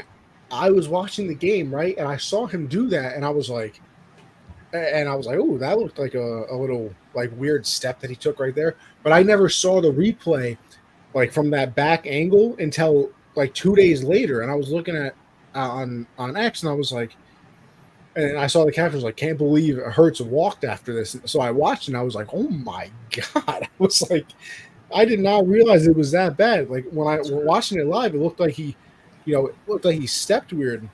But I didn't see that replay until a couple days after, and I was like, whew. The Eagles got lucky on that one, because you want to talk about changing the season? Jalen Hurts get hurt, no pun intended, but it is a completely different thing. CJ, you know what I really liked in this game, though? Besides A.J. Brown continuing to do his thing with 127 yards, Dallas Goedert got involved big time, 8 for 117, a touchdown, and basically the entire first drive was to him. I think he had like 4 catches on the first drive, had the touchdown catch as well. Yes. But you start getting him involved, you're really screwed if you're other teams. Because then you got no idea what to do. You have 2 number 1 wide receivers with Brown and Smith. You get Dallas Goedert involved in the middle of the field. You can only guard so many people. And then you got to watch out for Jalen Hurts taking off. So say, you only play 3 down line or something, because you're like, well, I mean, we got to cover literally every inch of the field. Yeah, let's just have the best offensive line in the NFL run block against 3 people and have DeAndre Swift running it right up the middle. Yeah, that'll be an easy 250 every game. So you're starting to get into that territory where it's like, hey, if we can get one more guy involved, like Dallas Goedert, who has a talent. I love Dallas Goedert. I think he's an unbelievable tight end. If he can be involved, obviously he doesn't need 100 yards every week, but I mean, you keep him at like a 60, a 50 each week with you already know what AJ Brown can do, you know what Smith can do. That's scary hours. Definitely scary hours. I was like the way they stepped up in the second half. I mean, it was a close game. In the first half, Stafford threw some great pass to Adwell, and he threw a dime, a complete dime to Nakua on the right side over Bradbury. That was a great pass, great catch by Nakua. I was like, okay, this game might be close, man. But yeah, the way they were able to fight through, and it's just for the Eagles, the way they're able to control time and possession. They're able to just keep the football for so long because, and Greg also made a great point of this on the call. He was like, they really play 4 downs. Like, they don't think about punting because if it's 4th and 1, it's the brotherly shove, right? It's just that play where they're just able to get that extra yard. So it just the way they call plays on 3rd and 5, 3rd and 6, if they're able to get to 4th and 1, where most teams usually would just go punt the ball, they're like, oh no, we can go get this and extend drives. So just their ability to extend drives is better than any team in football, and that's why they've been so successful last year, and that's why they've been so successful this year too. So that's what I'm saying. Even when they do have this tough schedule ahead, and they are going to play some really good teams going forward, just the way they're able to keep the football, the defense is going to get tired.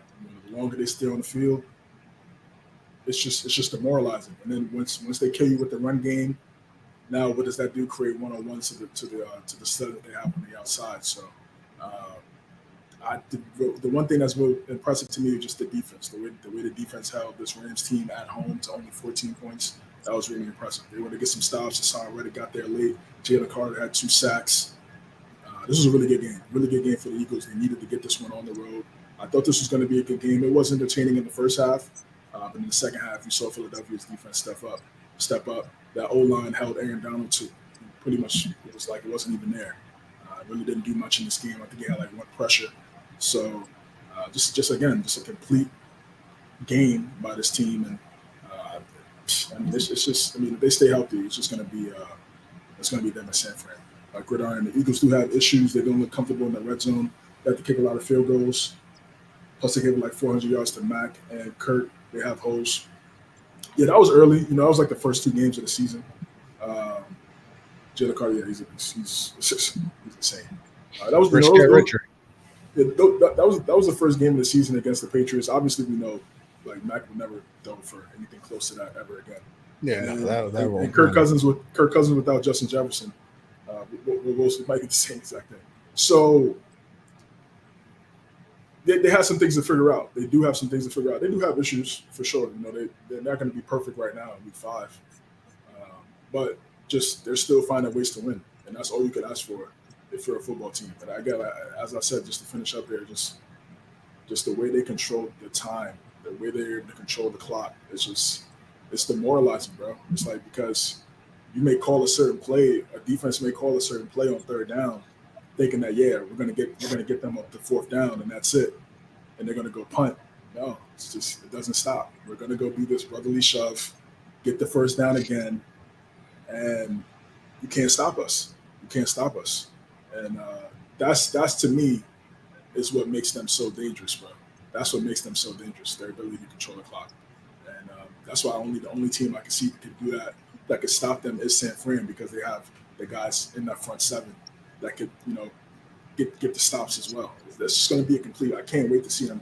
Hopefully, all the stars in line, all those guys stay healthy. Brock Purdy stays healthy, so we get to see this. We get to see this game again. Well, they play during the regular season in a few weeks, I think. Yes, exactly. Yeah, they are. I think week 13 or 12 or something like that.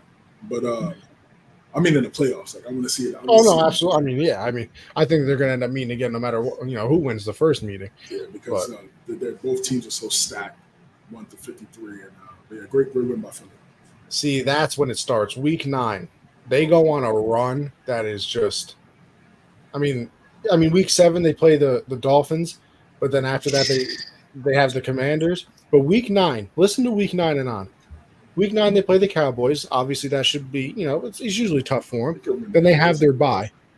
Then they play the Chiefs, Bills, 49ers, Cowboys again. Seahawks are in a pushover. And then they finish the season with the Giants and Cardinals. But you come off a bye and get the at Kansas City.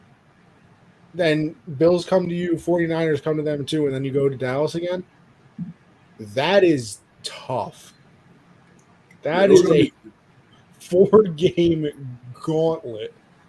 Yeah, I think just more than anything, you just hope it's going to be physical. It's going to be physical. Oh, yeah. Physical. So you just go, especially that game against the 49ers, those two 49ers. Offensive lines and defensive lines hitting each other. And the divisional games too against Dallas. So those are going to be physical. You got to hope those guys, your top guys, everybody to stay healthy. Even if you go like 4-2 or whatever, or even if you go 500, like that. You just again, like I said, you want to make sure that those top guys stay healthy. Because that's going to be all physical games. But I mean, outside of San Fran, I mean, you see the Bills are hot and cold. Chiefs, yeah, they're starting to pick things back up. I think they would have won 4 in a row. So they start the Chiefs and San Fran. Those are probably the only pick'ems outside of that. I still don't love the Chiefs' offense. Yeah, it's not pretty, but I mean they still got 15 and 87, and they've been undefeated. Oh no, guys been out there, so. Absolutely. But yeah. We'll go on though to the Jets and the Broncos, the personal game, the Hackett game. Obviously we all know the off-season comments with Sean Payton coming in saying that Nathaniel Hackett did the worst coaching job that he's ever seen. It was despicable, deplorable, whatever negative word you want to use.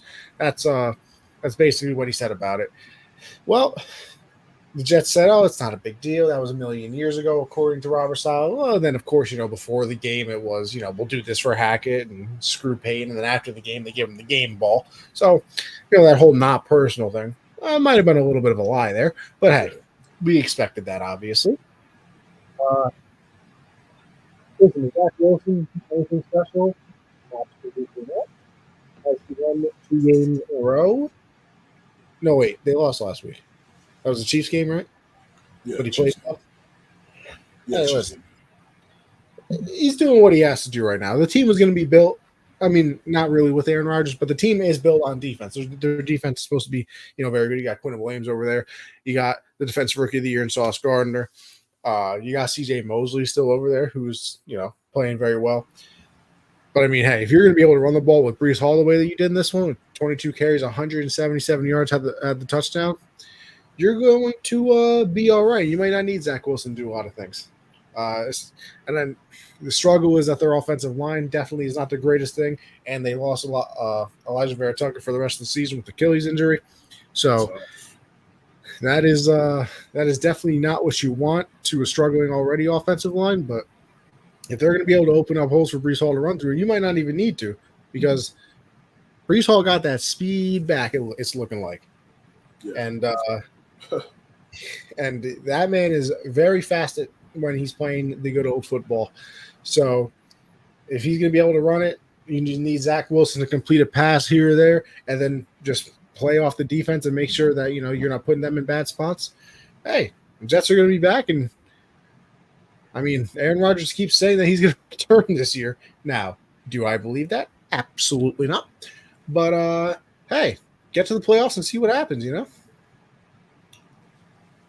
the Broncos, their defense is horrendous. It's just terrible. And we know they got 70 put on them a couple weeks ago by the Dolphins. But those guys, they just can't get stops. They can't get stops. Jets defense did a great job at the end. Russell Wilson, they were trying to come back, and they made it close, and then they got the fumble on Russell Wilson, and then I think it might have been Quentin Williams that got the fumble, and then one of the DBs picked it up and scored. That was the dagger. Definitely the Hackett game. Still not completely sold on him as a play caller or anything like that. But hell no. I just think they did a good job. They give it. All you got to do, man, is give the football to Breece Hall, bro. And it's crazy to think, man. Brees Hall and Brock Purdy were on the same team at Iowa State. Were they? Yeah. See why they won a bunch of games. Remember, they both rookies last year. So they put up a lot of points. They put up a lot of points at Iowa State, man. I was just watching Oklahoma versus Iowa State. Brock Purdy versus Jalen Hurts when Jalen Hurts was Oklahoma. That was a nail biter that went down to the end, and they missed a 2-point conversion to take the lead. Iowa State, Oklahoma ended up getting it done. That was a great game. It was kind of like a throwback before they had played last year in the conference championship game. But yeah, man, Brees Hall's a beast. He's a beast, and the healthier he is, the better, because it masks a lot of what Zach Wilson is not good at. And you give him the That's ball football. 20. Yeah, for sure. You give him the football, you give him the ball 25 times, let him run that rock, had a great run. They're going to be fine, and that's what they want to do. They just want to. I'm sure they're just telling Zach Wilson, man, just don't give the football to the other team. That's it. Just don't screw it up. Yeah, don't screw it up, man. Just hand the rock to 20 and make a couple passes here and there to Wilson, Lazard, and we'll figure this thing out. Because the defense, you just can't waste the defense like this. You just can't. We can't have a waste season because guys get older, guys get paid. Everybody's not going to stay on the team. So That's what I was saying a couple weeks ago when they were talking about trading for Kirk Cousins. Yeah, but it's just, but it's like bringing in Kirk there with Rodgers. Yeah, but he's a free agent after the season. It's a 10-week rental. I mean, yeah, but you just said we can't waste the season. You're wasting it with Zach. Let's be honest. They can't win a Super Bowl with Zach there. Yeah, but I don't think they're not gonna win a Super Bowl with Kirk Cousins. Yeah, but not even close. But the defense is so good. Not even close, bro. I think they would have it. I mean, they have a much better chance, though. Do they? Look at the Vikings. They're 1-4. Yeah, but do they have the Jets defense? They don't have they may not have the Jets defense, but Kirk. To me, we'll get into. I'll talk about Cousins in the next game, but I think the best case scenario for them is just coaching up Zach Wilson as much as possible.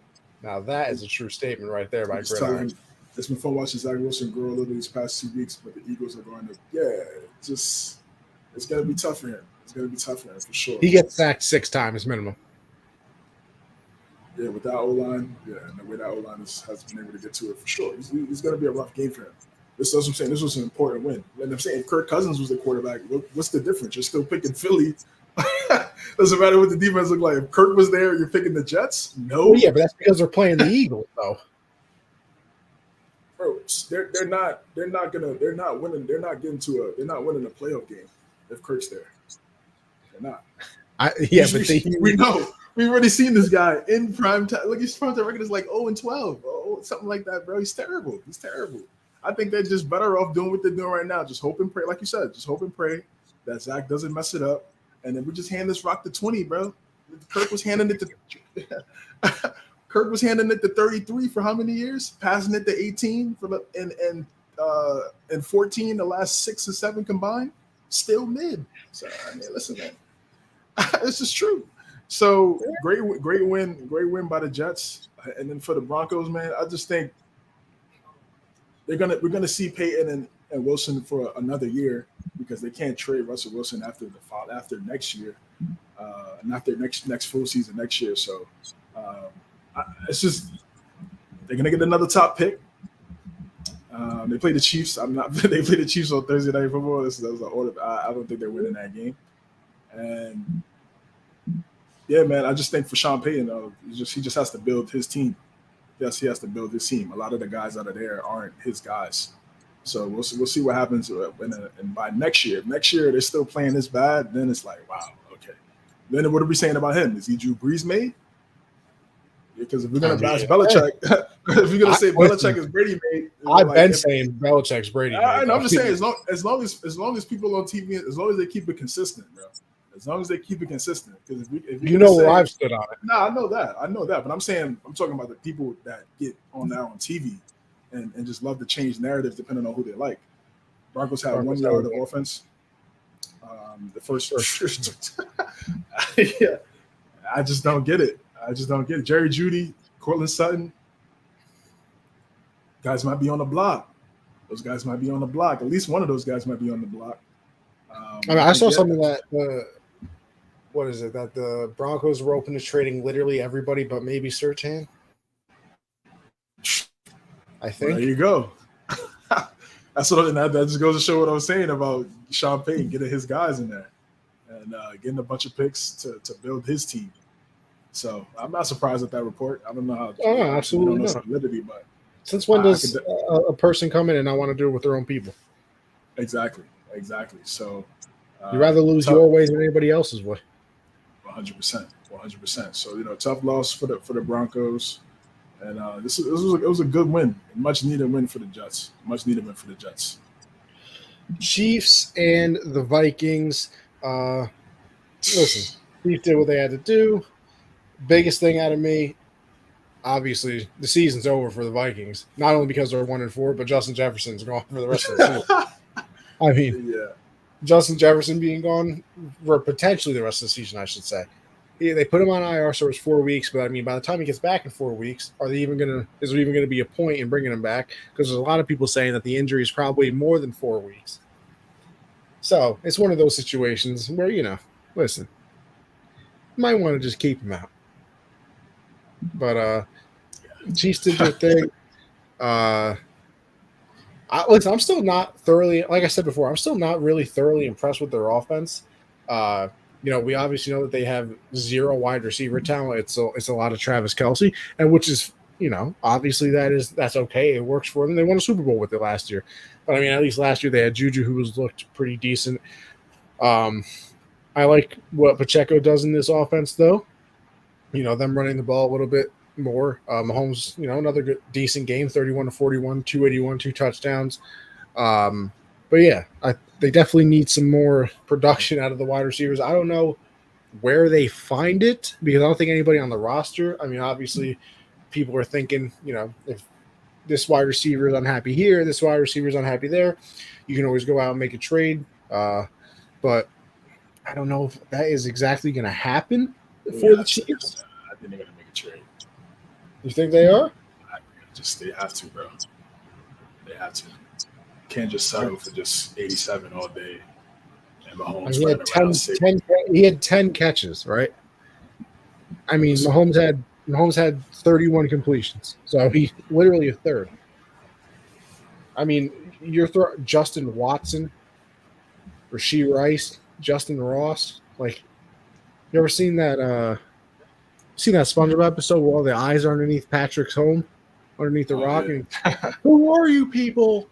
That type of situation. No, this is what I'm saying. That's why I feel like they're going to make a trade to just get like one consistent guy on the outside. And then Mahomes could just dot everybody else here and there.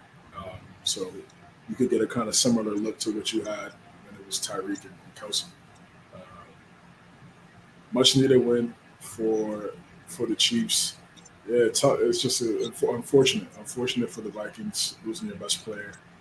And Justin Jefferson with the hamstrings is really tricky, bro, because it could flare up at any moment, even when you come back. And with him being a wide receiver, running all the time, making cuts, things of that nature. I wouldn't try to rush him back at all. The season is already a wash. There are people talking about Kirk Cousins trades, and if it starts to go downhill and whatnot. Because as you talked about, he is on that 1-year deal. But I just, like I said, he's all right. He's all right, but he's not a needle mover to me. He's not a needle mover to me at all. And maybe you're right. Maybe they do bring him in. For like a team like the Jets, they do bring him in, and they feel like we could win. They could get into the playoffs at least, right? And then get into the playoffs. Sure, because he is solid enough. But I mean, this guy has a no trade clause. It's just like, how do they? It's like he's not. I don't. Hey, but listen, it's that's between him and the team, and the contracts. what's going to happen next year is going to be a free agent again, get a bunch of money to go somewhere else.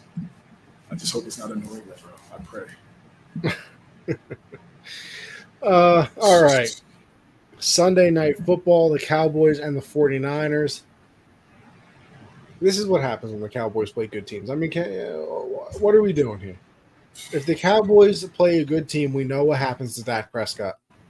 He had 3 interceptions in this game, and the worst part is he had 3 interceptions when the game was basically already over. So, I mean, he was still and here's my other thing. Because listen, this is one of those games where you're supposed to say a lot because of the 49ers and the Cowboys. But there's nothing to say about it almost because of how pathetic the performance was and how dominant the 49ers are. Like I said last week, I literally might not pick against the 49ers the entire season.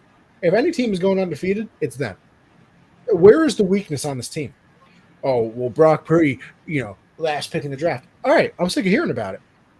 They were still talking about that after Tom Brady won 6 Super Bowls with the Patriots. He was a 6th-round pick. I mean, listen, it's a cool story. Pat on the back, tap on the head, whatever you want to do. But at this point, I don't care because if you think Brock Purdy, it's the system, it's this, it's that.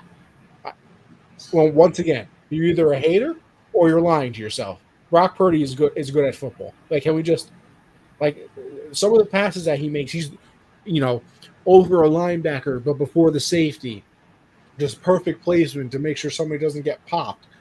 Streak routes right in the hands. They got McCaffrey who scored a touchdown in 14. No, actually, no, I think it's 15. 15 straight games. Yeah, they might be at 14 or 15. They got Kittle scoring 3 touchdowns. You have Deebo Samuel, who's kind of become your number 2 wide receiver because Ayuk all of a sudden has stepped up to the plate. You have the best left tackle in football. You have the best middle linebacker in football. You have a top 3 edge rusher in football with Bosa. And I mean, you got Greenlaw over there too for the linebackers, who's just, I mean, that has to be the best duo. Has to be the best duo in the NFL.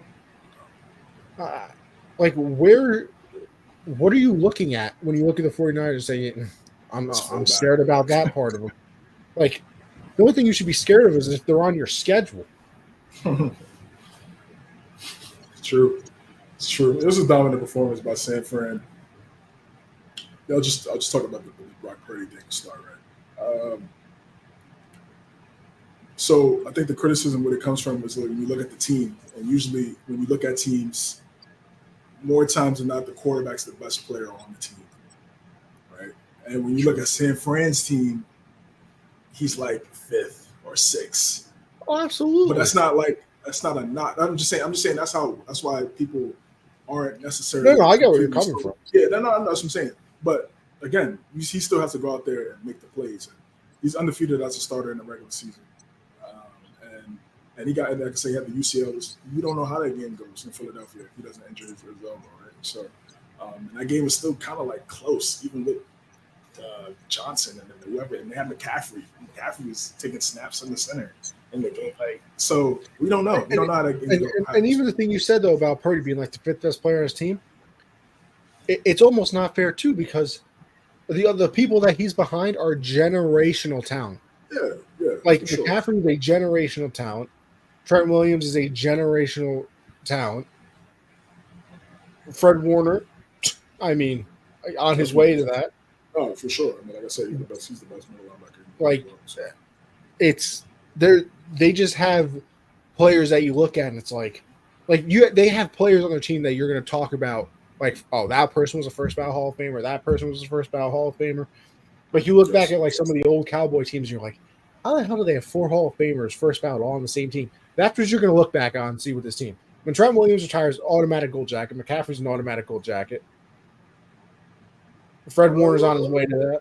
No, McCaffrey. He gotta get the thresholds, bro. You gotta get to 10K. You gotta get to 80+ touchdowns. But he's on his way. He got drafted to the right team for him to get to the Hall of Fame. Yes, because it was not looking like that in Carolina. Yes, I agree with that. He gotta stay healthy for like at least 4 to 5 more seasons to get to the because bro, the running back list is like because look, Frank Gore's not even in there, bro. Like, is he gonna get in the Hall of Fame? Some people don't even think he's a Hall of Famer. People just think he But you just see, plays for a long the only time. difference between that is though, the only thing with that is a lot of people look at the Hall of Fame of like why you deserve it and why you don't. Like, were you ever the best at your position for a sustained period of time? And I think McCaffrey, no doubt in my mind, has been the best running back in football for at least 2 years when he was in Carolina, and then probably the last, and at least this year, and then probably last year when he was with San Francisco as well. Yeah, that's what I'm saying. Yeah, he just gotta just keep it. Yeah, he just gotta. He's on his way. Like I said, he went to the perfect team to get himself to the chip. I mean, to the Hall of Fame, no doubt, no doubt. But yeah, this team is stacked. This team is stacked, but like they got to win the Super Bowl. Like they have to win the Super Bowl. You have to win the Super Bowl. Have to. Like, you just have to win the Super Bowl. There's no excuses. There's no excuses because what do you want the story to be? You want the story to be all-time team or one of the best teams that didn't win? Because that's really what it is at this point for San Fran. It's really it's one or the other because they're just it's just so rare to see a team this stacked in the modern era. They lucked up with Brock. I mean, Mr. Irrelevant, like you're really paying him like pennies on the dollar. Seriously, like you're paying him close to nothing. I'm sure you got some endorsement deals. Like 700,000, I think. I don't even know. I don't even know if it's that much. I mean, you're the 256 pick in the draft, making $700K. That's okay. I thought it was less than that, but I think that's what it is. Let me look. I'll look for you. Yeah, for sure. But this team is so good. I mean, 870 actually. Okay. Oh, so they must have increased it. Okay. I mean, listen, man, he's still grossly underpaid because you just look at the quarterbacks that they've had: Garoppolo, glass, Trey Lance, glass, and then then there was the years with Mullins and where it was like, what are we doing here? Beathard, yeah, CJ Beathard and those guys, like, what's going on, right? But he's been able to stay healthy outside of that one game and the chip game, and he's a winner. He's a winner. And that's honestly what all he's done since he's been a 49er. And also, people look at his stature, right? He's like 5'11", 6 foot. He doesn't have like the crazy wingspan. Like he's stocky. Like he's stocky. Like because I was looking at they had his combine highlights on the NFL page, but he was throwing dots and stuff. Like he's not 6'4", 230, right? He's not your prototypical. Yeah. He's not Herbert, right? But he's stocky. Like he could like take hits and move, and he's mobile too. He can move around. And I was watching a couple of his Iowa State highlights and like looking back and seeing like how did he go? How did he drop to the last pick in the draft? And it was just crazy. I mean, he was putting up some crazy stats at Iowa State, bro. Crazy stats, 100 touchdowns, and all this type of stuff. And he went to the perfect team. It was a blessing. It was a blessing for everybody involved. And for Dallas, it's the same old thing. That's why we didn't pick them. I just don't trust them against elite teams. They'll front run against teams that they should beat, like the Jets, like the Patriots, like the Giants, in their dubs. And then they'll either lay an egg against a team they should beat, like Arizona, and then when they go up against a top squad, they get blasted, like we saw on Sunday Night Football. Now, is this like Dallas altogether? Is this like how they're going to be for the rest of the season? No, like they're still much better than what we saw on Sunday. But how far is that going to take you? And I look at Dak Prescott. It's just like Kirk Cousins. Not that guy. Just not that guy. He's just not that guy. That's just what it is. I mean, you're not that guy, pal. He's just not. He's good enough to win you a bunch of games in the regular season where it could look like, this guy could be for the future. And he's won a lot of games. He's not trash. I'm not saying he's trash, but when you look at what you need a guy to get you over the hump and beat elite teams when their defense isn't having a great game. If your receiver isn't getting the ball like they should or not having the best game, can that quarterback go out there and have a spectacular game? We just haven't seen that from him on a consistent level outside of that Tampa Bay game in the wild card game last year. That was it. And before that game, everybody was having questions, right? Like, so that kind of like saved him a little bit. But look at the offense. I don't understand how CeeDee Lamb doesn't get targets. He doesn't get a lot of targets. He should be getting And the then they football. asked Jerry Jones about it, and he was like, "Oh no, I don't think he needs more. We got to spread it around." Yeah, I just don't think that's the. I mean, listen, I understand where he's coming from because like he is paying all those guys like so. You want to make sure all those guys are happy, but more times than not, bro, you got to get the football to your best players. And CeeDee Lamb is their best offensive player, no doubt. He needs to get the football. Mike McCarthy's calling plays. He's been calling plays for a very long time with Aaron Rodgers, all these guys. He knows how important it is to get the football to the best players on the team. So they got to find somehow, some way to get CeeDee Lamb more targets in the game. I mean, because it would just make Dak's life a whole lot better. They brought in Cooks, hasn't really done much. Tony Pollard, I don't think he's an every down back. I think he's that change of pace, kind of like what Dan Campbell was. You were saying Dan Campbell compared to Gibbs. I think he's more along that lines of running back.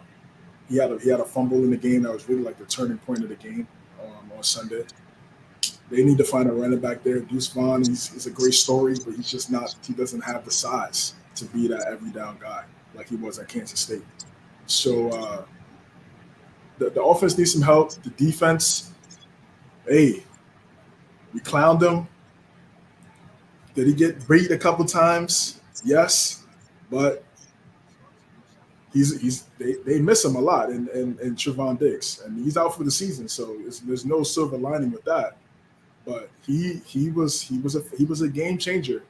And we used to kind of go at it last year. It was like, yeah, he was getting burnt. And he gave up like 1,000 yards. I was like, he was getting picks. Like he was giving the ball like 10, right? Yeah, so he was giving the ball back to Dak in good field position to score and do things like. So like, yeah, he was kind of hot and like Jekyll and Hyde, but that Hyde was like interceptions. You know what I mean? And so they missed that. And as great as Stephon Gilmore he's not what he used to be. He's getting older. Devon Bland is good. He's probably like a third guy. Micah, they did a great job of neutralizing Micah Parsons. I mean, they did a great job of that. And non-existent. Dan Quinn's offense is just. I mean, Dan Quinn's defense. Their defense is really get pressure because they just run cover 3 the whole game. That's why they just run. So if they're not getting pressure, you could dot them up all day. That's why Purdy was dotting everybody. Kittle, you get something. Debo, Ayuk, all those guys were eating because if they're not able to get pressure on Purdy, he's just going to dot you up because their skilled players are better than their defensive players, and that's exactly what we saw. And for Dallas, are they a top 5 team in the NFC? Yes. Are they going to make the playoffs? Yes. But outside of that, no. Right. That's what I'm saying. Outside of that, there's not much to really say about them, man. Until the typical Cowboys season. Yeah, that's it, bro. Yeah, it's typical. That's it, bro. Get to the playoffs.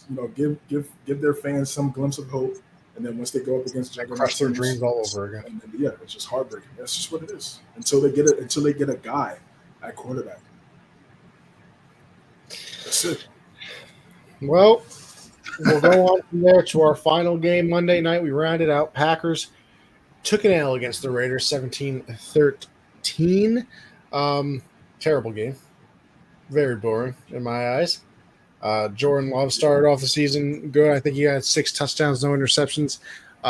Since then, it has not been very good for him. Threw a couple of picks in this game. 3 picks. Yeah. 3 after 3 in this one? I don't know. Listen, all I know is he had a terrible game.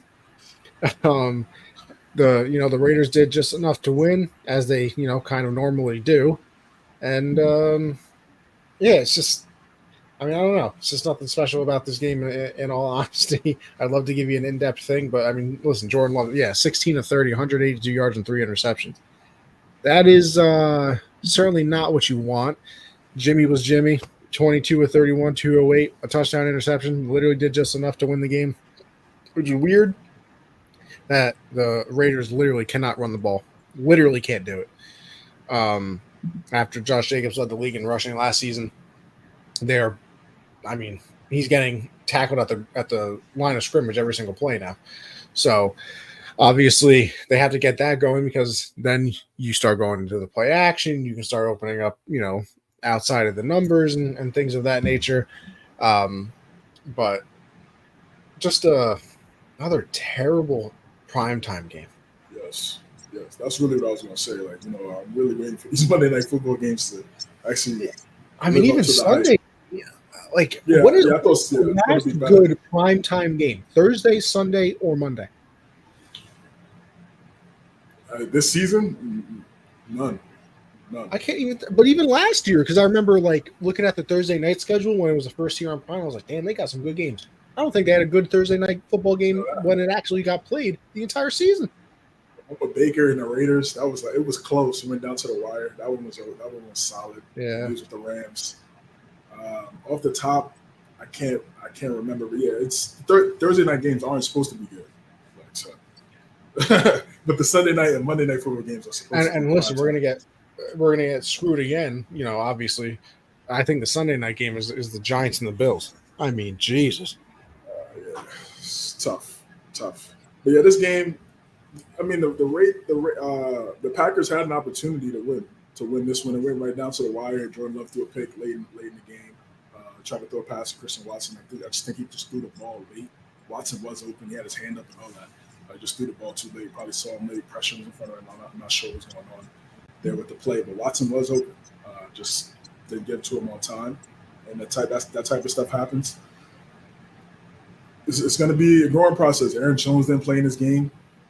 So again, they miss him desperately. Oh, no doubt. Of course, I mean, he's their best player on offense, so they need him. The Raiders, they won this one. They're gonna beat New England the next week, so they're gonna get a couple wins here. But obviously, no one's sold on them all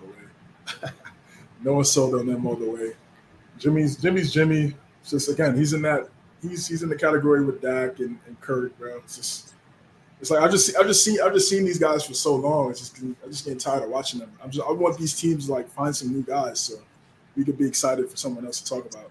But I get it. They win games, so it's just like tough to just football. You look at Jimmy's record. What is he, like 50-19 in the regular season? Yeah. Okay.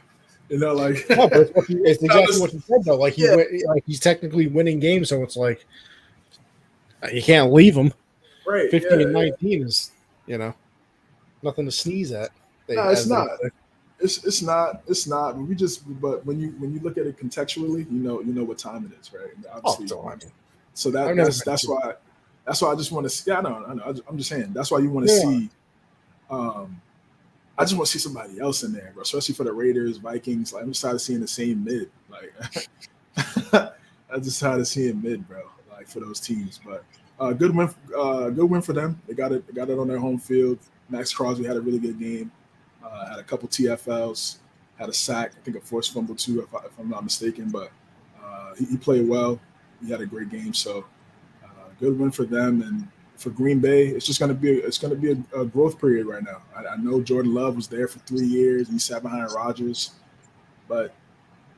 There's no Devontae Adams. There's no Jordy Nelson. Like, I mean, let's not forget who Aaron Rodgers was throwing the football to when he first got the helm. Jordy Nelson, James Jones, Donald Driver, Jermichael Finley. Like, he was throwing to some guys. They don't have that.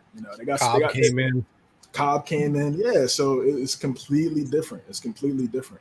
So they got a bunch of young guys. I think Watson could be really good. I like Romeo Doubs as well. Jimmy and Josh versus Bill and Mac should be underwhelming. Yeah, it's underwhelming ain't even the word. Should be unwatchable is what I think you were looking for. Exactly. But shots to the Raiders for getting the win. All right, that is week 5. So now we go into week 6. I got to make our predictions real quick, and then obviously we'll head on out of here. But CJ will pull that up for us. And we'll get to going on that one. CJ, take it away from here as per usual. Yes, sir. Let's go pull this up.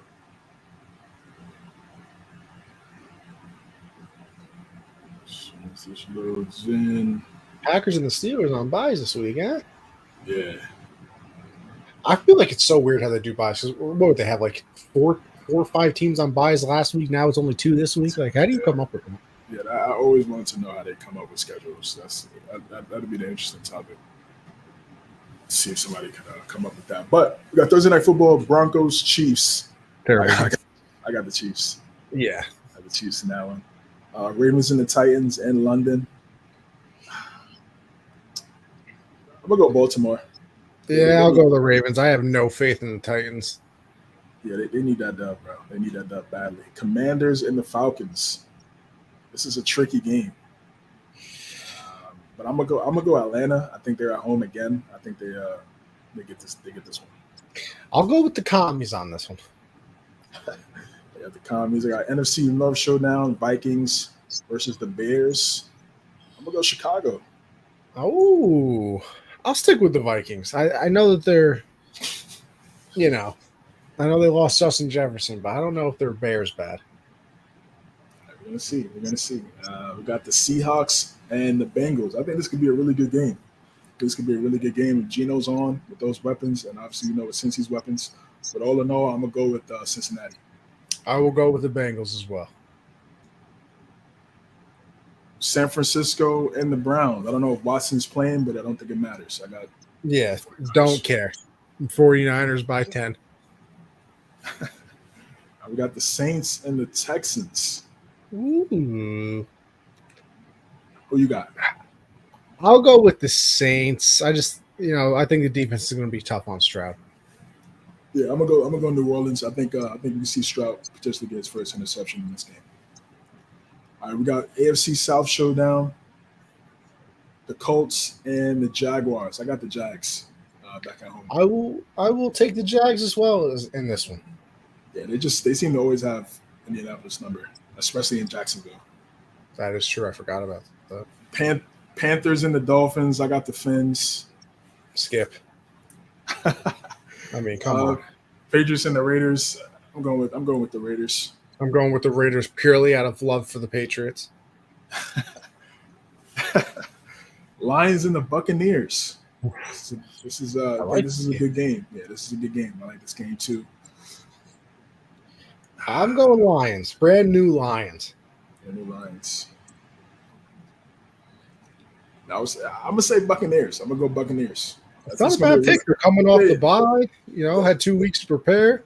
Yeah, it's gonna be a really good game. I'm gonna definitely be locked in on this one. It's the 4:00 slate. Yeah, so I'm gonna go Bucks on that one.